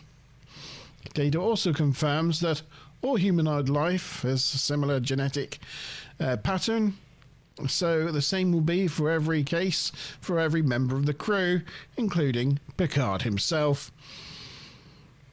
Data estimates that he has about 12 hours before he de-evolves into a lemur or maybe a pygmy marmoset. It's rather disconcerting being told you're going to turn into a pygmy marmoset in 12 hours' time. Data needs to make use of a computer. Though the main computer is down, the one in his quarters should still be operational, so they decide to head there. Data actually uses these coloured tubs. Yeah, they're not just set decoration for once. They've been there, Yes, I think, from the first season. That was another one of Crusher's. I want to utilize sickbay more now that I'm the director. Is she saw them as being like these props that were never actually used, and she really wanted to give them a purpose. It's quite cute. Well, having a liquid you could throw something in it to kind of dissolve and analyze makes a certain kind of sense. So, yeah, well done, I say. That's not quite cute. This is quite cute. This is how I Look get at them. Look at those bunch of little moopsies. the little They're noses. so cute. Lucy wants to suck their bones out. Aww. Who likes good bone sucking? Yes. Yeah, he does. Talking about bone suckers, G-Star, you're still here. He's still here. That's not very nice. No. Yeah, he's multitasking, dealing with music rights ahead of his Ah. latest upload. So he's releasing a new album, which is very exciting. Super exciting. Super exciting. In Data's quarters, we find the Spots Hadder kittens. Super cute. They're so cute. Though they're all super hungry. Data wonders why Spot is not caring for them, and then he sees why. Spot, It's turned into a lizard. Although, unlike the humans that are like part human, that doesn't look like a part cat lizard. No, in fact, I will say that the makeup department have like done wonders here. Yeah. How did they Well, make you know- the you know- cat you stay know it's still fe- long enough? You know Should've it's put female one- spot because it has a collar on it. Yeah, it's obviously Spot because of the pink collar, but top-notch job. They couldn't do that good a job on the humans, could they? Yeah, well They could have had a done. few spots of fur or something. Yes, they could have stuck some bits of ginger fur on a lizard. So they. Just remind me of the Star Trek episode when they had to use a dog as an alien. Yeah. Did Did you ever see? Sorry, please do. Oh no, I was gonna say it was hilarious, at least for me. I was just gonna say, do you ever see the original The Fly, like Yes. the '60s one? And there's a scene at the end, and there's a fly with a human head and a fly body, and the spider's coming along to eat it, and it's going, "Help me!" Yes. That was the most horrifying thing I've ever seen in a film, and it still holds up, and it reminds me very much of this episode. I had nightmares for weeks after seeing that. Yeah. But this episode very much brought that back into my mind. I had nightmares watching the other Fly, the Yeah. more modern one. Yeah, the Cronenberg Fly from the '80s. Yeah. And your man Cronenberg is in Discovery. Star Trek alumni now. So we've bizarre. gone full circle. He's the guy with the glasses. Why? But Why? yeah, You can't even act. I have no Why? idea. Why? just- Why Cronenberg? What? I don't get it.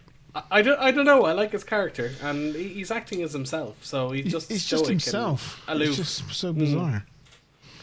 Well, as I said, Al Pacino was won Oscars for his acting. We had this the other day, and I've never seen him act in anything where he wasn't just acting as Al Pacino. So, you know what I mean? Bizarre. Where was I? David Cronenberg. No.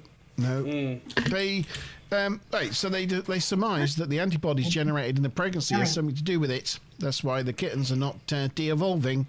If only they knew a human who was pregnant, and then they suddenly think, Nurse Ogawa, she's pregnant. But before they can track her down, they get shocked by a warp plasma vent that rocks the ship. So they have to go to engineering to sort it out. Engineering, what is it?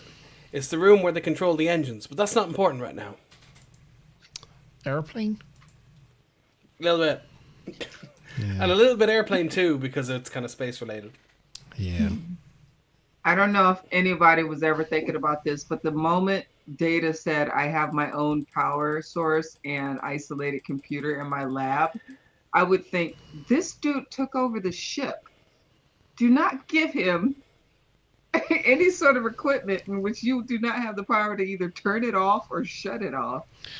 But Maybe that's why they have isolated Data in his room. Maybe that's why he's not connected to anything. It's like, yeah, you can do whatever you want in your room. Don't leave the room. It's like having a teenager. Yeah. We don't want to know. Just keep it in the room. Keep it It's in the fine. room. Yeah. You didn't think of the song "I've Got the Power" and then move on to the darts player Phil the Power Taylor. Just me. Okay. Just you. You're a singular wit. So in engineering, Picard goes to check on the status of the warp core and finds engineering covered in spiders' webs. Oh, fudge. So yes, spiders' webs. Jump scare! Picard's like, bloody hell, what the hell's that? Data comes over and says, it's only Reg. He appears to be turning into an arachnid. Picard's Wouldn't it got be great if he was... Sorry? I was going to say, wouldn't it be great if he was turning into a broccoli? Oh, Opportunity Maybe. lost. maybe. He has got sort of I some would say he florets. couldn't because broccoli isn't on the evolutionary chain for humans, but funnily Oh enough, no, neither are spiders. you're right. Yes, arachnids aren't though, are they? No, they've No. never been Yeah, spiders. If you have to go back to a common ancestor, they would have split off at some point. Yeah, fair point. Yeah. Unless Barclay he's not like 100% human. Maybe he's like That would explain 1/8. a few things. He's 1/8 alien, somewhere. His great granddad was a Bolian or something. I don't know. And they got spiders in there. Didn't he?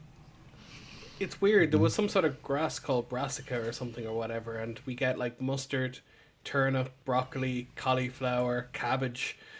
They all just evolved from this one plant. We just selectively bred it into practically everything. When you actually look at the base plants, like tomatoes and potatoes have a common ancestor. We only really farm about 6 different crops, really. Yep. So Picard has a feeling of immense fear, like he's being watched. Data thinks that this is the initial stages of his transformation, as early primates were often prey, which give them a heightened sense of awareness. They locate Ogawa and transfer her to sickbay, and as they thought, her embryo has been unaffected by the virus. Data thinks he can use the her amniotic fluid. Gosh, get your words out. Data thinks he can use her amniotic fluid as a template for a retrovirus, which in turn will neutralize this synthetic T cells and re-establish the genetic pattern of each host. Whilst working on that, something large with an exoskeleton starts beating on the door. Its life signs say Klingon-ish. Data comments that the stun setting would be insufficient and anything higher might kill him. And that is the end of Act 4. Question time. Wrecked him, damn near killed him. Alright, so... Ooh. How many kittens do we see in Data's quarters? A5, B6, C7, D8? And fair play to you if you counted expecting that question, because I have asked similar questions before. And everyone should get the bonus. Who is partially transformed into an arachnid? Yes, I wonder who. Not a broccoli. An arachnid. I don't know how many kittens there were. I did jump. Someone was Yes, speculating yeah. whether I jumped. I did jump. Where is he again? Yeah, Well, you I went jump scare. Jump scare. Well, Oh, definitely, oh, when I first saw this episode, I was probably 9 or something, and I definitely jumped across the room when I saw that. It was creepy as all hell. And as I said, it kind of reminds me of that scene in the original The Fly, which is just so freaky. But yeah. Doesn't even look like him. I'm sure it is under the makeup, but if they put someone else, I wouldn't be able to tell. No, couldn't tell. Broccoli. I put broccoli and yeah, Mr. T gave like the broccoli emoji, which is quite cool. Nice. Okay, what do we have? So they talk about introns, right? Introns, not outrons. Introns. Introns. So introns are indeed non-coding gene sequences that are switched off in an organism's evolutionary history. But outside of that, this episode's knowledge of introns is sketchy at best. They've altered, shuffled, and deleted over the eons, and the actual effect of switching them on would probably kill any organism. But I think in general, a lot of the biological stuff, factoids, and the way they string it together is a little bit ropey at best. But it's still a good romp, right? So I mentioned this already, but Gates McFadden said in an interview that the jars in sick bay that contained the red and blue liquid never had a purpose, so she wanted to incorporate their usage. Next, we already said spiders are not part of the human evolutionary branch. And there's a bit of a coinkydink, which was that, of all of the things that Barclay has previously mentioned that he's scared of, which is pretty much most things, he did say in Realm of Fear that spiders never really bothered him.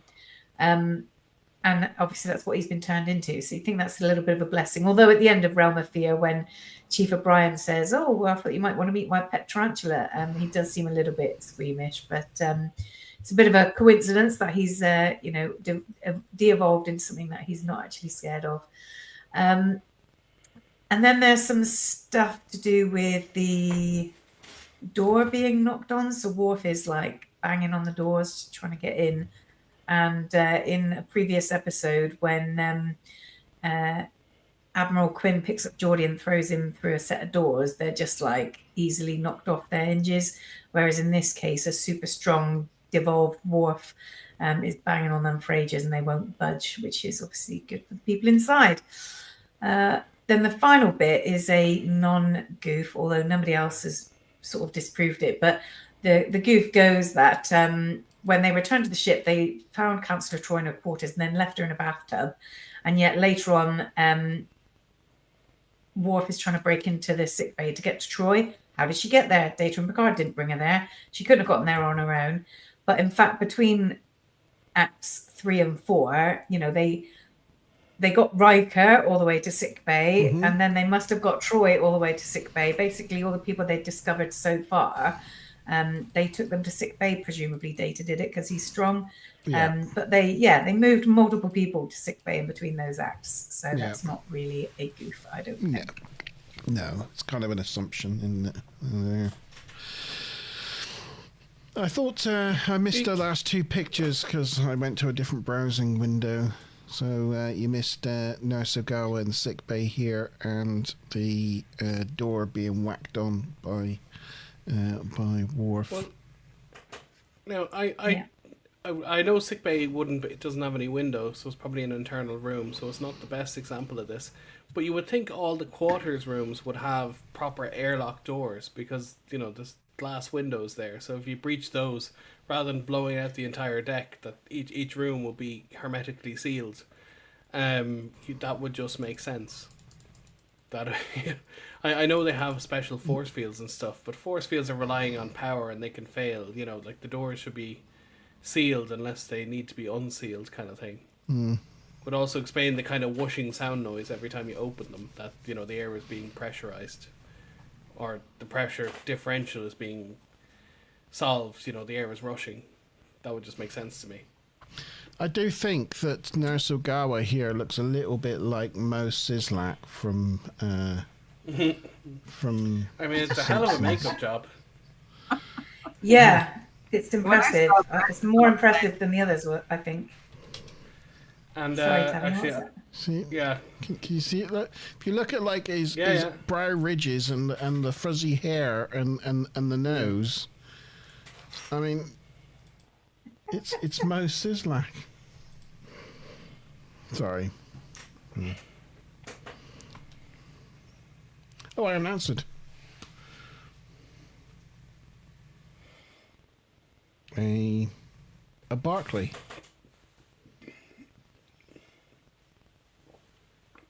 Oh, come on. Yeah, my A was a complete guess, but everybody else seems to have said the same, so I'm feeling more confident. I don't know how I'm guessing so many right today. How do you spell Barclay? You may wish to play the lottery. Barclay. Is that right? A and Barclay. Oh, and G-Star got in there with a late answer as well. Snook. Oh, I forgot another little bit of Trek news. It was like the 30th anniversary of Tuvix this week, and everyone on Twitter just brought up the debate again whether Janeway was right or wrong. Because I guess 30 years and we still can't decide as a community whether I think she was right, but others disagree. But the fact that after 30 years people are still talking about it, like if you're the writer of that episode, you have to be proud. That's a moral question. It's still not decided. I do love it that the actor that played Tuvix, when he was interviewed about the controversy of the decision and his acting and making it so real and so heartbreaking, the actor is like, yeah, he had to go. Well, Tim Russ tells a story on the Shuttlebot show, and if you should watch it back if you get a chance. He was up to do a film like something big with Spike Jonze or something, and he couldn't do it because he was double booked, and the guy who played Tuvix got the job instead of him, and he ended up meeting him again on the set of Voyager. So they were the same type, if you like. They were kind of going for the same roles. They were called to the same auditions. You know, so it's kind of fitting that he played a different version of the same character. Both kind of TV character actors, that sort of thing. Yeah, because if you go to a casting, they say an Italian American between the age of 25 and 30. If you go to several castings, you keep meeting the same people going for the same roles because they're all roughly the same type as you. Like 30 different versions of you. It's just funny that one fell into the same bracket and he was on the circuit with him. Right, so the answers then, Sean. I think it was A5. Yeah, well done. And it was of course broccoli. If you said Barkley, you were incorrect. No, it's fine. Or Mr. Reginald. T got it, and did Mr. T get it? Yes, Mr. T got broccoli. Yes, Matt's got broccoli. Got it, and G Star got it. So I have to add G Star. 1, 2, Hey, 3, 4, 5, 6, 7, 8. 1, 2, 3, 4, 5, 6, 7, 8. That's correct. He helped make the first contact go off, and he got Voyager in contact with Earth again. The guy is completely underrated. Genius. Doesn't get the respect he deserves. Spinning the wheel.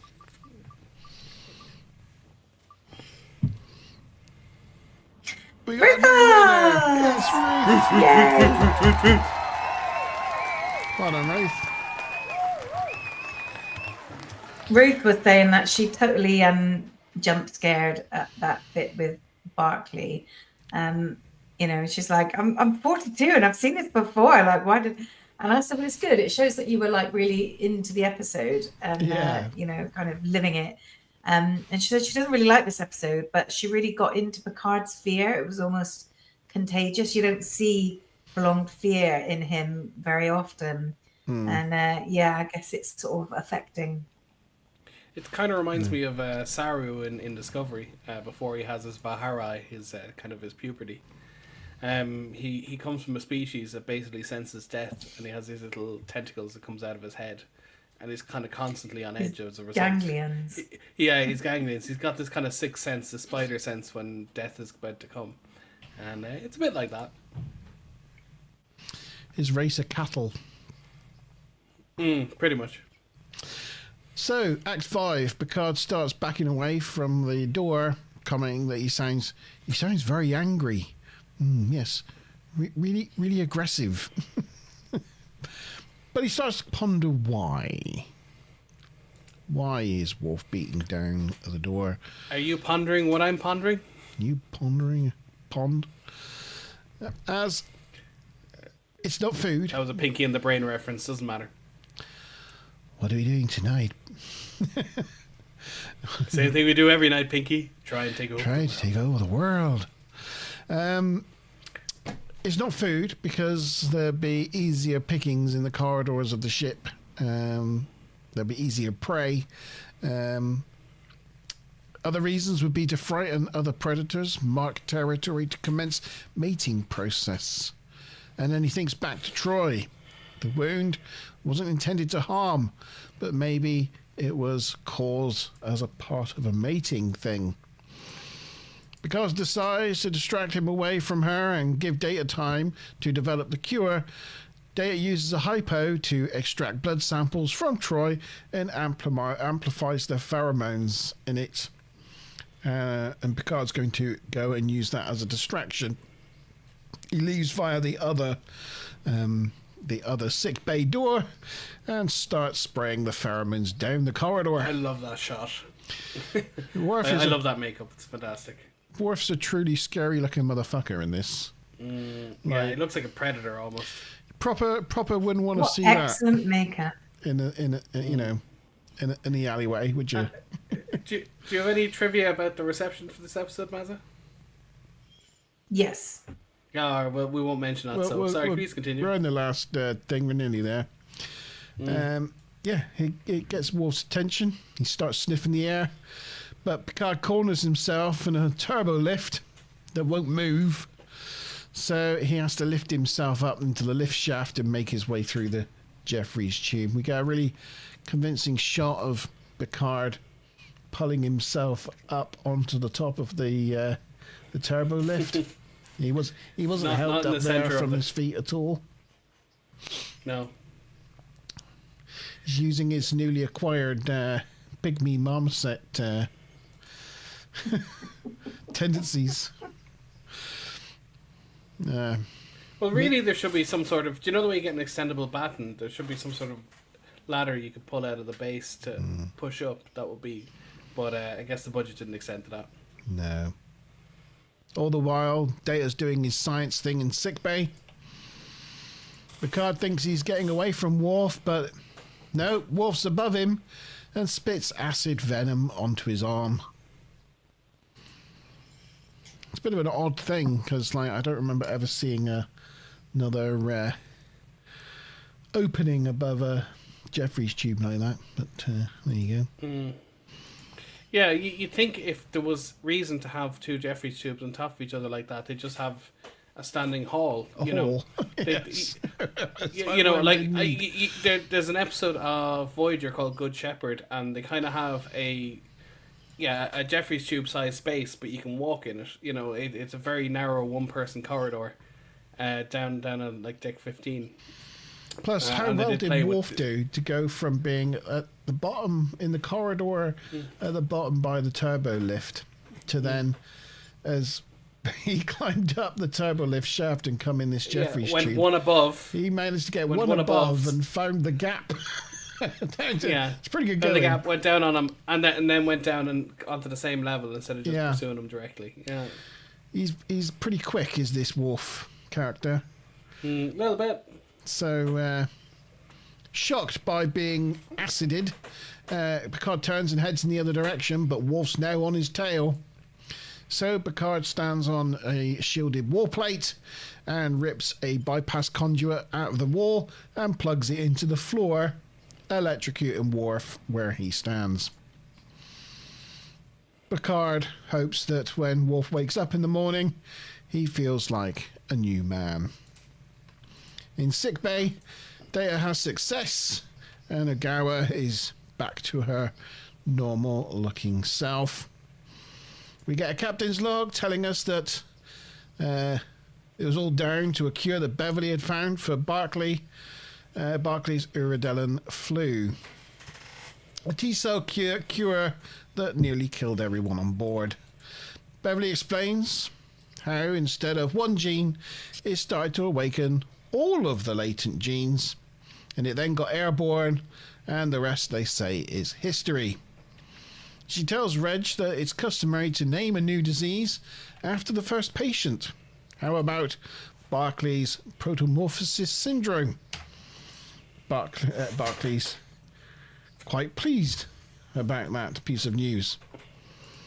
Beverly tells Troy this morning he was transformed into a spider. This afternoon, he had a disease named after him. Troy thinks she's going to have to clear her calendar for the next few weeks. And that is the end of our episode and our final question time. So, first question. Deanna says she needs to clear her calendar for therapy, but who does she give therapy to in the end of Picard Season 3? And the bonus question is, no options for that, by the way.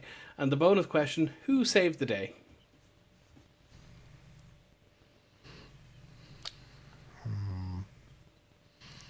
Well, that's a good question. Depends. Yeah. Well, I'm talking about the cure. And I don't mean your man's Robert Smith. Well, it's like Nurse Ogawa for getting pregnant. Because if she wasn't pregnant, then they wouldn't have been able to... I feel you're overthinking it. Oh, it's Spot, isn't it? It's Spot for having the kittens and giving them the original idea. I still feel you're overthinking Oh, it. am I? But I do have a technical problem with that. That like, if the disease could transmit from humanoid to non-humanoid, and it could transmit between species, why did they need a humanoid for the cure? Because if it could affect a non-humanoid, there was enough in common between all the species that Spot's kittens or the amniotic fluid from Spot herself, itself, themselves, should have been perfectly fine. So I didn't like the conceit that they needed Ogawa, because that just didn't make sense. Because otherwise it wouldn't have affected Spot at all. Fair enough. I was kind of being obtuse, really. I'm going Yeah, a with little both. I'm going for data for both. That's what I'm going with. Yes. End of what's the end of last trivia's goofs and reception? So at 5 tricks and goofs. So you know the picture that you ended the last scene on, where you could see the door was starting to get paved in. There were all those dead marks. Yeah. And then when Picard sort of goes out to the hall on the other side of Worf, you see Worf pounding on the door. It looks perfectly flat and smooth. Yes, it does. Yeah. Sort of one where we get that sort of that shot of him. Where is he? I don't know. He's gone. Oh, I can't find him now. Yeah, you can't quite make it out, but yeah, it's in the background there somewhere. It seems like a little bit of a reckless risk for Picard to have kind of made bait out of himself, because if Data could use the ship's systems to put the antidote out through some kind of air system, then surely he could have just put the pheromones out through this system somehow. Well, And I then would Picard just take wouldn't have that. I'd just take that one further. Why didn't they just anesthetize the whole ship so that they stop eating each other? Just put everybody in a Yeah. coma until Data came up with a cure. Yeah, true. Picard could have put on an environmental suit or something just to keep him going, but everyone else would just be anesthetized. And the other thought is that Data is so many times stronger than most humans and humanoids. There's a high likelihood he would have been able to overpower Worf and, use their phasers or like you say, maybe put them to sleep or something like that. So another one is that water venom can melt through metal, but doesn't seem to do much to Picard's arm. I mean, a couple of holes in the fabric and a little bit of a mark on his hand, but for something that could melt straight through those metal plates that they're stood on, you think it would have done more damage to a human's arm. I knew that was going to be one of your next ones. That's why I left this picture up on the thing, look, to show that it melts through his uniform, it melts through metal, but just leaves a bit of a stain on his arm. And just for chief props, could I just point out, if you get like industrial mats, rubber mats for like bars or things, just to walk on, they're the exact same ones that Picard is on there. You can get them anywhere, even in Ireland and the UK. They're all the exact same. And then the final one that I've got here is just that Nurse Agawa said that Dr. Crusher was having to have major reconstructive surgery and stuff. At a time when everybody was in the middle of de-evolving, and then at the end she looks all tickety-boo. You think just for continuity they could have done something, put some marks or shown that she had or gone just have some through hair falling off or just on the pillow or something. Yeah, it's unlikely that she would have just been right back to complete normal. It would have been pretty horrific if she just temporarily had no face. I'm going to sort it out in a minute. It's just no face. Then the other thing is that they're sort of having a little bit of a joke of, oh, what should we name this? And should we name it after the first person who had it? Which, in fact, that's not necessarily true. It's normally the scientist who first discovers or first writes up a thing that gets named after, not the first sufferer, except in a few cases like Lou Gehrig's disease. But then he wasn't the first sufferer; he was just a famous sufferer, and that's actually that's only a nickname for the disease anyway, right? That's not it's called ALS. Yeah. Yeah, that's right. But like at least one person has died. Now, presumably quite a few more people have died, and they're just all being a bit like light-hearted about it, joking, oh, I better clear my... It's like this was like a massive ship tragedy. And I just think, yeah, they're making a little bit too much light of it, really. And like, who killed that guy on the bridge? You know, was it Worf? Like, Worf's going to be just absolutely destroyed, or, you know, whoever's done damage to people during this time are Don't going know to about be Worf. feeling really guilty, right? Yeah, well, I mean, yeah. You know the but you'd story of assume- when he was younger and he headbutted the kid in the Oh, book. yeah. You know, he hates when his strength is out of control and he accidentally Yeah. hurts people. Well, you think, well, that was a bad retcon because it doesn't really fit with its established canon. But outside of that, I think Picard said they were 3 days away, you know, so for at least a day and a half, everyone on the ship was transformed. And I mean, people eat 3 meals a day, so, you know, like There would have maybe been loads of 5% deaths. or 10. Okay, they're eating people their own size, but you think at least, you know, let's say it's only 2% of the crew. There's 1,000 people. You know, it's still somewhere between, say, 20 and 50 people died easily. You know, so yeah.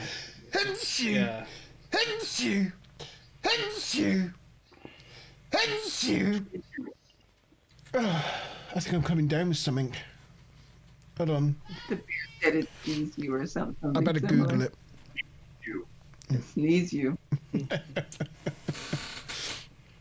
Thank you. Was there a reception? Did it go down well? Yeah, I don't know what specific point that Chief Sean was talking about, but they won an Emmy for Outstanding Individual Achievement in Sound Mixing for a drama series. Were also nominated for Outstanding Individual Achievement in Sound Editing for a series and Outstanding Individual Achievement in Makeup for a series.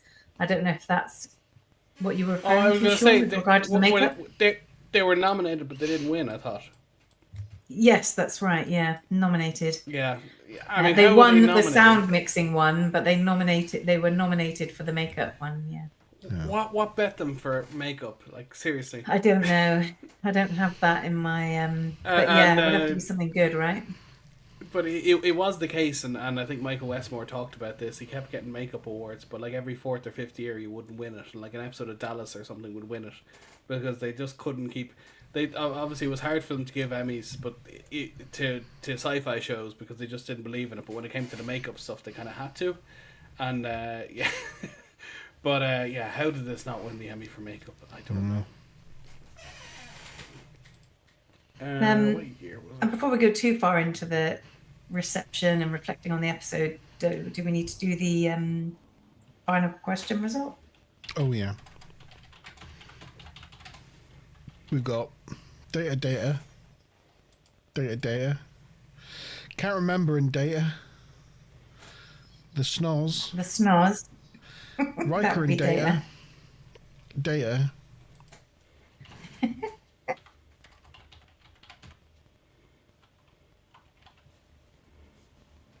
Was it data? Sean? Sure. Hello? Oh, sorry. Yeah, sorry. Yeah, I was looking something up. Apologies. Data is correct. Yeah. I felt there was a lot of data in this episode, so there could be more. So I just decided to mess with you and make both answers to the last question data. Data. Double D. I was looking up the Emmy results.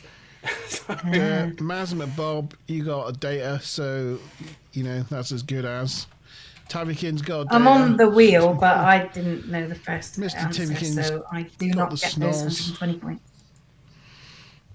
So everyone's there. Mr. G Star, did he say data? No, he didn't answer. So no G Star. He busy. He's a busy with the music.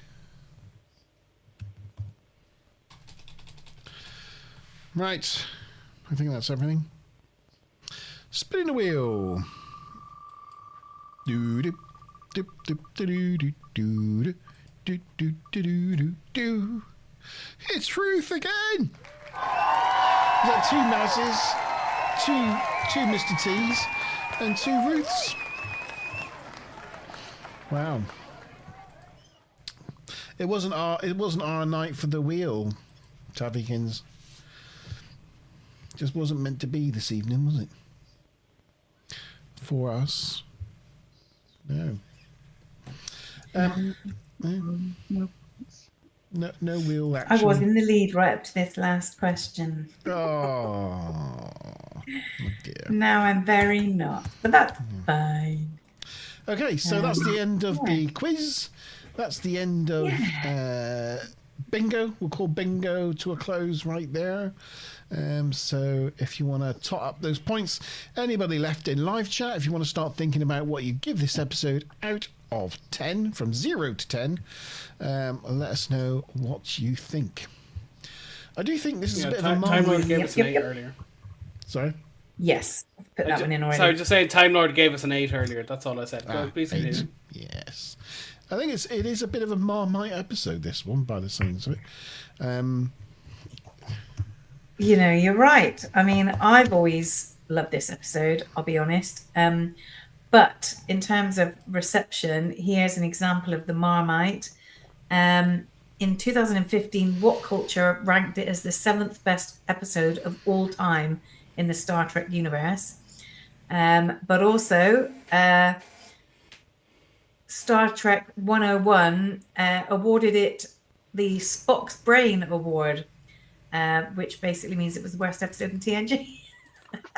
Wow. So Couldn't agree very, very less. Marmite.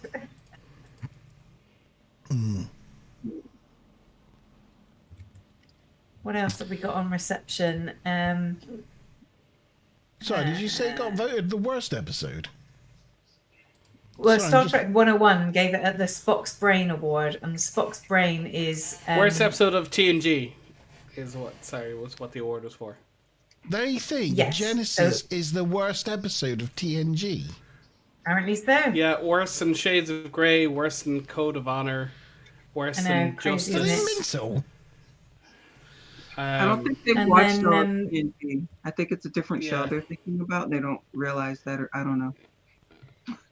My gosh. yeah, Spock's Brain is worse than Sub you know, Rosa. typically known as being the worst episode of the original series. Yes. So this Star Trek 101, they give this Spock's Brain Award for like different Wow. episodes of different series. But yeah, there's no accounting for taste, eh? Westmore says that it was this episode proved to be his greatest challenge. He said that everybody mutated, Riker, Troy, etc. And because of all of the makeup work they had to do, and I mentioned about the disruptions with the earthquake, they'd never have been ready if this episode hadn't miraculously fallen right after Christmas, which afforded them the opportunity to work right through the holidays and have extra time to actually pull it together and get it to where they wanted it to be. So that's pretty cool.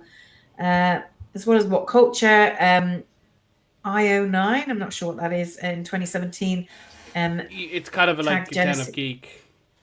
Uh, Just a they said- it's a geeky news website, kind of like Empire. So it's gone now. Right, I'm with you.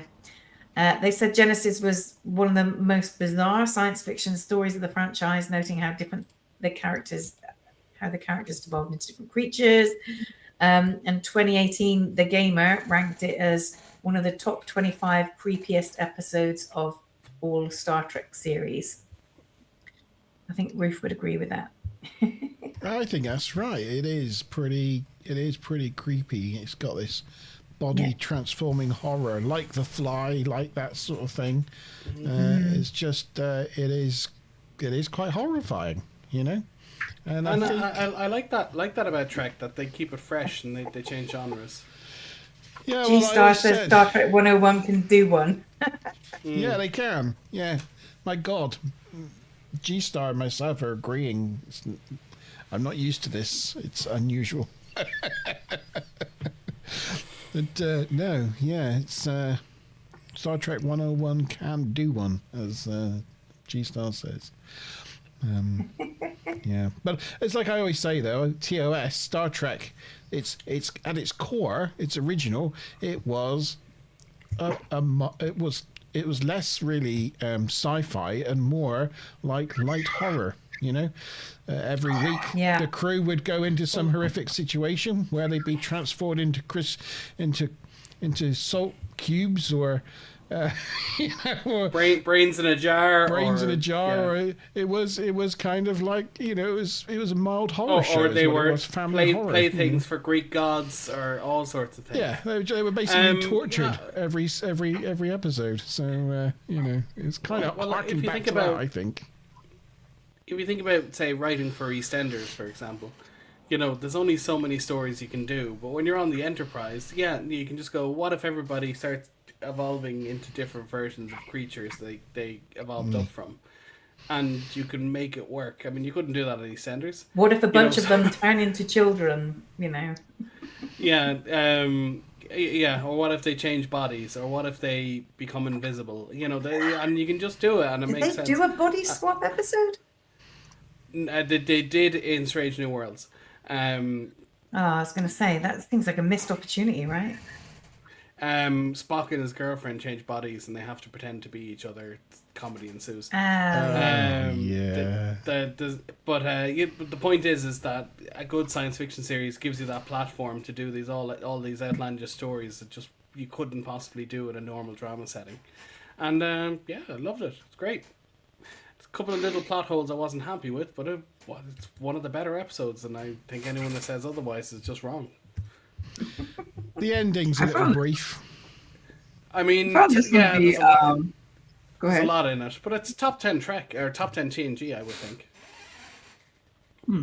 I feel a lot of people were knocking on this episode, but it truly was enjoyable. And the mystery and everything, and seeing everyone changing, I liked all of it. It was like hardcore, like body horror sci-fi. And I mean, the only thing that held it back were the unnecessary plot holes. So that, to me, I was like, why did they need to do that? And Yeah, they have to use Data's computer. The whole ship fell apart in 2 days without maintenance. What? Yeah. That was just to get them to see Spot, and you know, that was the Yeah, whole no, point. it was a little bit contrived. Yeah. They maybe could have done it a slightly different way. It was very fanzine sort of fan fiction script to me, where it wasn't put together very well, even though the story itself was very, very fun and imaginative, and it got you into it. Well, they could have found a different way to get her in to see Spot's kittens. Like, you know, they want to see did it affect them in the same way, or there might be some clues to how to reverse it because they're only just born. They could have put a line in it a different way, but the idea that he has the only dedicated laptop with its own processor that's not some sort of netbook, that you know, like every computer, if the main computer core goes down, every computer on the laptop and the whole building and smartphone and pad becomes useless. That's awfully contrived, and particularly since we know from the tech manual it has 3 separate cores, and you know any 2 can fail and it'll just keep running. It's fine. And even in that's just like the main databases. There's still like backup cores to stop like the antimatter just losing containment and exploding the ship. You know, there's a lot of redundancy there. Just because the main computer's down doesn't mean that everything breaks and the turbolifts stop working. Okay, have we got scores for this episode for the quiz? Don't know if we've got bingo scores. We do have bingo scores and last week's dad joke scores. Put that in. This week, did I miss someone? I feel like only the Beard and Mesa McBob put in jokes. Was that correct? You might be right. I didn't see any from Monty Ban or Stu Ban. No. Look at that beauty. Stu Look at Ban, that did you beautiful see scoreboard. Look who's at the top and currently in gold place. Look at that. I'm just savouring it. I'm just Will you savouring stay it. in the top though? That's No, the question. I'm just savouring it because I know that in any minute now, you're about to ruin my my day. I just know it. Yeah, it's going to take me a moment to plug them in. I'm going down. Monty Ban 10. Myler is 10. Stu Ban is 15. I'm going down. You can put a poll. Beard is 20. Right now. The bingo has made a difference.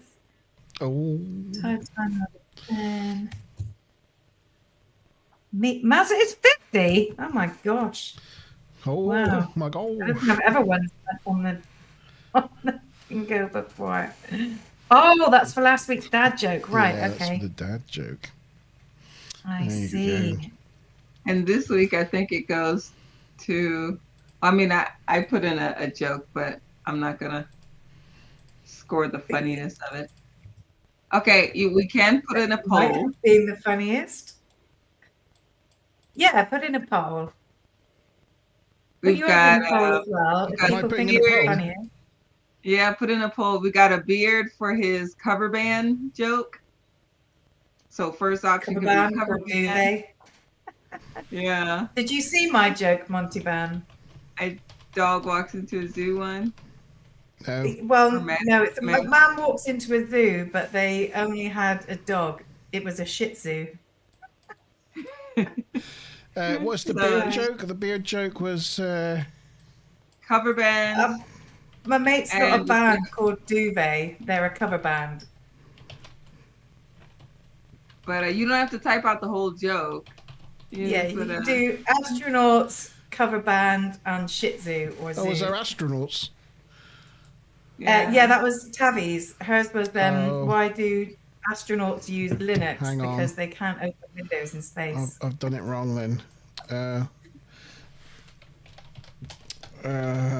Let's joke.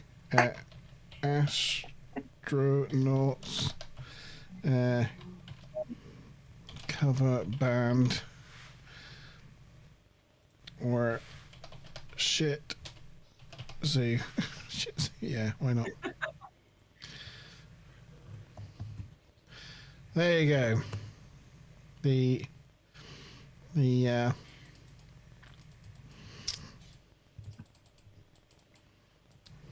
it is up. The thing is there.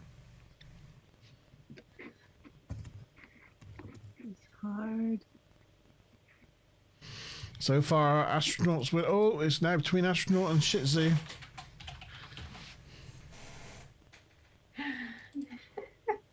This poll thing's quite cool, though. I'm Yeah. glad we've discovered that. Yeah. 2020. I voted for cover band to make sure the beard got up. Oh, it looks like Shih Tzu's taken the lead. There we go. Dang. That means Maz has if she wins, that's another 50 points. That's 100. I didn't know that you were adding on the one from last week because I was on a train and I didn't see the end of the episode. But yeah. Then tired timeline. It's a whitewash in the end, by the looks of things. It's 50% of the votes go to the Shih Tzu, and then 25% each to astronaut and cover band jokes. So there you go. So plus 50 again to Maz. Okay, well, being that I just worked it all out, that's sort of stuffed me. Oh, no, it hasn't stuffed me at all. That makes it quite easy, actually. Right, okay, so we've got a result. So, Monteban, you and Stuplum were in joint first place, but then Stuplum got 15 on the bingo and you only got 10. So that's put Stuplum in primo position.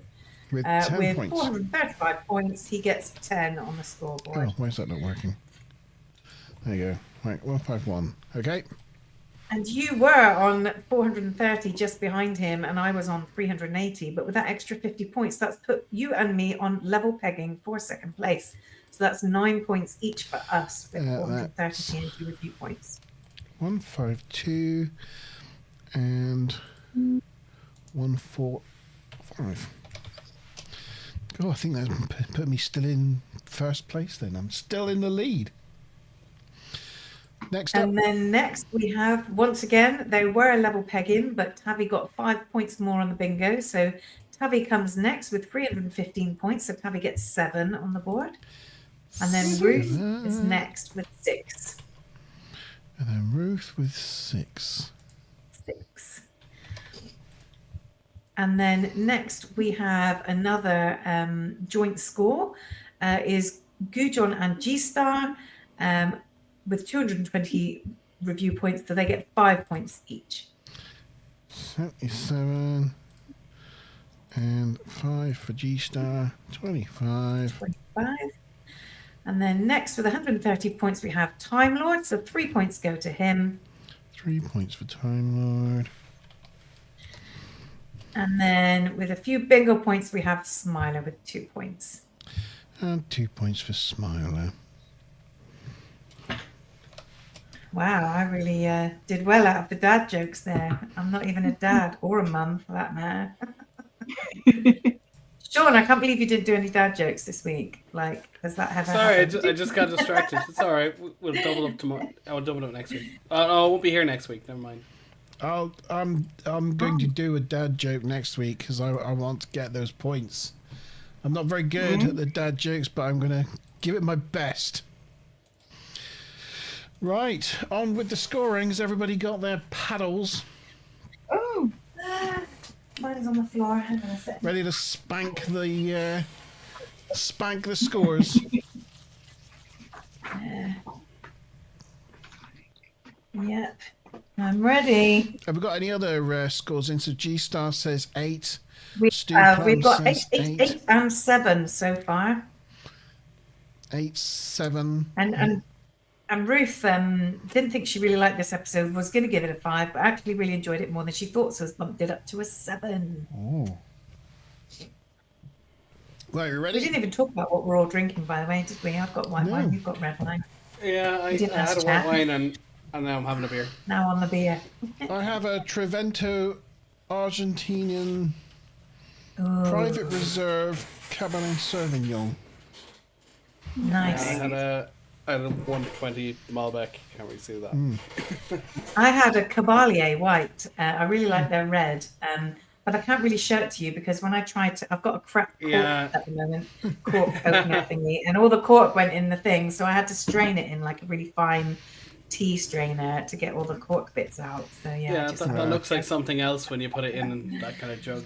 Right, you ready? 3, 2, 1. Boing. wow. I've given it a 10. Perfect. nice. Yeah. I did think about it. I came close to giving it a 10 because it is one of my all-time faves. But yeah, I just knocked a point off just for some of the, really obvious ropey story holes. But I'm Yeah, almost just- like I can almost forgive it for them. But I just docked it 1 point. But other than that, pretty awesome. Same. I started with a 10 and I brought me down to 8. Just there was a few little plot holes that just ruined it. And yeah, okay, it was Cheryl's first time, Gates' first time directing, and she did a fantastic job. But the pacing could just be a little bit better. It just ended a little bit too quick. So they probably could have paired off, They a rammed a minute or lot in two. the episode, right? Yeah. Oh no, they did, but they just needed to pair off another 45 seconds a minute from the middle of the episode so that they could just make the ending a bit longer. Mm-hmm. Yeah, so not quite perfect, but yeah, an 8 is still a very respectable score. It's literally one of my most favourite episodes in the entire entire TNG. If I can't give this Oh, a yeah, 10, and the makeup. then I can't. Yeah. I couldn't live with myself. I have to give it Yeah. a 10. And there was definitely a good amount of data in it, so Yeah, and the makeup is fantastic, just Yeah. fantastic, and the plot is good. It just has a few holes that just need a little bit more polish. I just love Can the you change atmosphere of mine it. to You know? 9? Jump stairs. Going Can into you like change mine to engineering, 9? the flickering Oh, lights, the Abby wants to cobwebs. revise her score. Oh, sorry. Yeah, sure. Can I What? change mine to Make it a 9? Yeah, 9. Yes. Yes. The makeup and everything was outstanding. That was. How did Can you it not imagine win an Emmy? how long everyone was in that makeup chair Oh, for the show? man. Yeah. Probably Although on the I I don't will- even I know will what say- they did to Worf. Like, wow.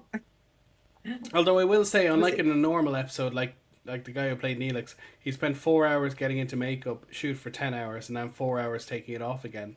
They had relatively short scenes in the makeup, So yeah, it was 4 hours on, 2 hours of shooting, 4 hours off again. So a 10-hour day as opposed to like a 20-hour day. So it was a little bit easier.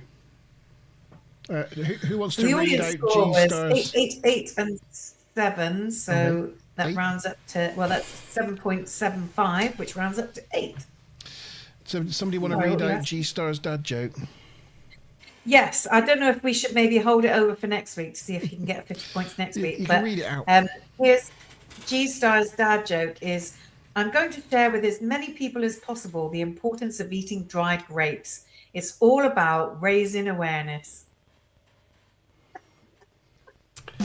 What did the grape say when it got stepped on? Grape? No. Nothing. It just let out a little whine. A little wine. Yeah. Good. Little whine. Wine. 8.8 puts it at joint second. Joint second for the year, yes. Along with Lower Decks. Yes, with Parallels being the top episode. So Parallels, Lower Decks, and Genesis being the top 3 episodes of the season. Seems very fair. Yeah. Yeah. It only gets a 7.0 on IMDb, but as we say out there, for some reason, some people are a little bit more Marmite about this episode. Yeah. I always thought this was a fan favourite, but clearly it's not. Yeah, no. Unless they're from Australia, in which case they're Vegemite about the episode. Yeah. Yes. They certainly are. They certainly are. Do we know what's up next week? We do. I can't remember what it's called. It's got. But it's the one with Wesley. where Wes comes back. Yeah. Yeah. Journey's End. Homecoming or something. Hold on. I had it a while ago. Journey's Homeward End. Bound. Journey's End. Journey's End. Yes, well done, Tabby. Journey's End. Yeah, the white. He's the white savior of the red man. bit of an old trope. We'll talk about it next week more, I'm sure. Yes, Journey's End. But it does set him up to come back in Picard with the Traveller and the whole thing. So. Yeah. But yeah, What's not the my next favorite episode? episode. Sweetplum says episode 20. Yeah. And of course, because All Good Things isn't a what do you call it? It's not a between season 1. This is an end of season 2-parter rather than a cliffhanger. So that it comes like an episode early. Film. Oh yeah. So episode 25 and 26 are All Good Things. So so next week is Journey's End. The following week is Firstborn. That's that's where like old Alexander comes back. And then the following week is Bloodlines. That's the one where Picard thinks he has a son and he's not sure. I'm glad they never did that plot twice. And the following episode is Emergence. That's where the Enterprise has a baby. And and then we are into Preemptive Strike, which is that's kind of where they set up the Maquis and Ensign Road defects. And then we're on to that's it. Yeah. I said all the things 725, Quite a 726. So yeah, keep 6 going through episodes July. to go. Yeah. Yeah. Not long. Not long. Oh, Bruce says we need to work out the date for All Good Things so she can make sure that she joins. Yeah. So just going through that list then, we're not going to have any breaks between now and then, are we? I don't think so. So we've got, hang on, I'm just ticking back through on IMDb. So, right. So we've got Journey's End, that's 1. Firstborn, that's 2. Then Bloodlines is 3. Emergence is 4. Preemptive Strike is 5. And then All Good Things. So 6. if we go 1, 2, 3, 4, 5. So 19th of that June, is it? the 19th of June, which is also a special date, isn't it, Monty? Yeah. Might not be on the 19th Are we going of to be on June. air that night? Could we maybe push it to the Friday night and then everyone could have a drink? Because, No. no. My OCD We'll push it won't to the allow us to following do this for 3 years on a Wednesday and then have one episode on a Friday. That would be wrong. It's Do you want to skip a week and do it on the 26th? yes, Or do you want to it go might Wednesday? be our Wrench's It's birthday. Smiley Rainbow's birthday on the 19th of June, but at the moment it falls on the 19th of June. So we'll let Monty ponder that, and I'll we'll let you ponder know that if one. it's going to be the 19th or the Yeah. 26th, Ruth. Yes. But yeah, you're right. We should have a total big old Yeah, party. but if we do it on the Friday Everybody night, should we can just go overboard, really blow it out. I don't have to worry about waking up and getting kids to. Wait, no, school might be out. I'll have to worry about waking up and being stampeded by children. Am I seeing this wrong? Are there only 2 likes? I thought 8 earlier when I added mine. So We have yeah. 12 in I think total. I think it doesn't update properly when you're viewing. I don't know. I can see it on the back We've got end of 12, have YouTube. we? We've got 12, which has been the Good. most we've had Okay. for a long time, actually. Ah. It's pretty good. Sorry, 12 what? I missed the start of that? Likes. Likes. Yeah. All right. Oh, yeah, okay, it's not Because showing we'll me. get a couple Okay. more in the first week. So it might go up to about Yeah. 14. There are Yeah, 4 Ruth only likes. sees 4. I see 8. Tabby Very sees good, 2. Ruth. Very I don't know good. why it is that it doesn't show them all to people. But I did Well, update it. Now it's on 12. Well, I do want to see if, for the last episode, to see who can I get to give us a shout out. A little recording to say well done on completing TNG. I don't know who I can get, but I'll try and get some people. Yeah, I'm I going to see if I can't get can Brent. like, I'm go just through- going to tell you straight up. I'm not paying his $300 for his cameo. It ain't happening. No. No. I'll have to see if I can go through some of the old episodes and put together a bit of a montage of some of like the best moments or something. yeah, I mean, maybe even not the TNG review show proper, but maybe we do like an after show party thing, or like a TNG review show in review or something like that. That could Yeah. be not on a Wednesday, maybe. I don't know. Yeah, we but, could do that like a party show on a Friday, just kicking back with a live stream, just chatting. Yeah, it take us a little while, but we can go through some of the funny things, some of the goofs, some of the corpsing. Yeah, I'll have to find some of Let's some of show some of those the clips. clips. Yeah, We can reflect on where we started, how crap it looked to start. yeah. We got there in the end. We found our sort of pattern. Took a little while, but we found it. Might change it up for Picard, or with the films and Picard. I might do the films pretty much like what we've been doing with TNG, but then for Picard, might change it up a little bit. Oh, Don't know.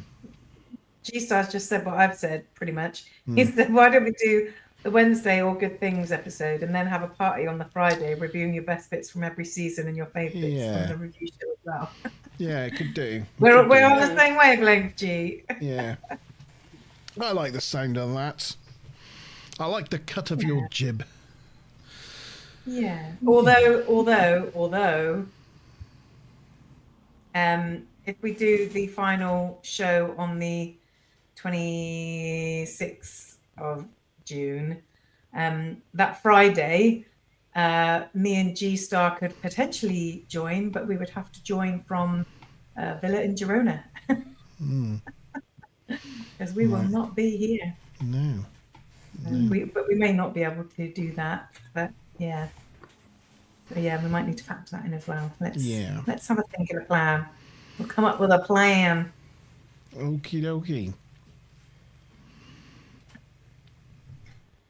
Also, just to put a little challenge out there.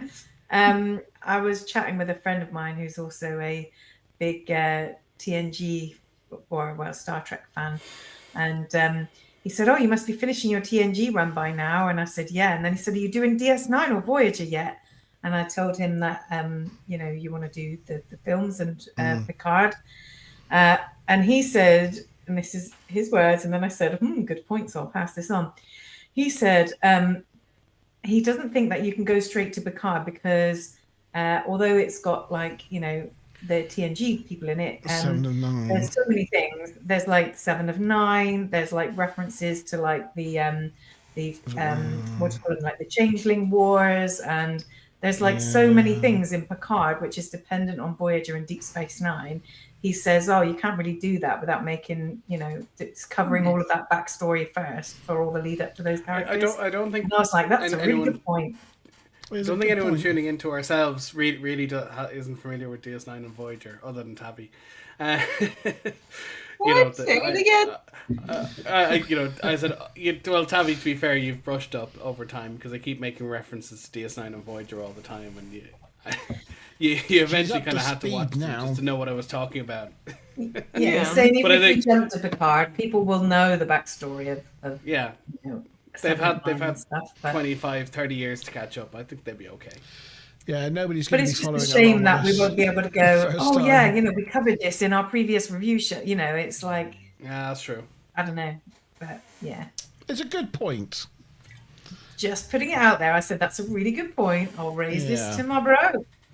Yeah, I don't think I care, but it's a good point. It's a good point. Yeah, there's only about 900 episodes of Does Trek. anybody else To be care? fair, G-Star Yeah. says, "Oh God, who cares?" It's not my favourite, so I'm just really keen to get to that. Yeah. To be fair, there's about 900 episodes of Trek, and I'm still learning new stuff every day. Because like Jörg Hillebrand is still bringing stuff up on Twitter. The kind of that kind of, I suppose, tank track stuff that's on the back of all the consoles in Deep Space Nine and Voyager. Nobody knew what it was up until about a month ago, and someone figured out apparently it's like stuff that goes on the inside of a pool to stop the filters from getting clogged. And this has remained a mystery for like 25 or 30 years, and someone just goes, "Oh yeah, I clean pools. I know exactly what that is," and it came out on Twitter the other day. I think I might have mentioned that before, but the point is, new Trek knowledge, even from the 90s stuff, is still coming out all the time. I'm so glad these people remember it. Well, there's this German teacher. Well, he's an English teacher in Germany called Jörg Hillebrand, and he obsessively goes frame by frame through all the episodes. And he asks Twitter. He crowdsources all these questions to Twitter, and if he just can't figure it out himself, and people just find props, find things, and he just keeps stitching it together all the time.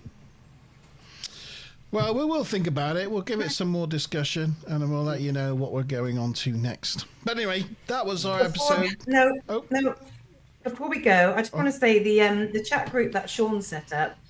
Tabby put a poll in there asking people for their scores. So this is people from Facebook, and I've only just checked. We've got 7 people have actually voted on that poll. Tabby did say we may feature them on the show if they voted. So okay. 7 people all voted for a score of 9 to 10 out of 10. So there was basically 5 categories: 1 to 2, 3 to 4, 5 to 6, 7 to 8, 9 to 10.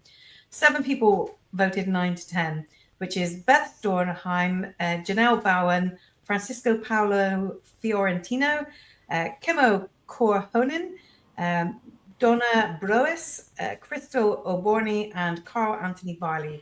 So thank you to those 7 people for all voting for March, basically. Well done for voting. Thank you for voting, guys. Yeah, and you were all correct. So yeah, well done. Yes. No, good evening to Wookie. You didn't get anybody on the wheel today, Wooks. You didn't take any points this evening. Snooze you lose. No, you didn't. Nobody landed on you tonight. So you're free. Yeah, so that was our episode. That was us talking about Genesis. Thank you to everyone in live chat wild for joining us, including the Workmeister and G-Star from the Underground Paradox. Thank you for coming along, G-Star. Stu Plum, thank you for coming and taking part in the quiz. Ruth, for winning a number of wheel spins. Thank you to my Wrench Smiler Rainbow for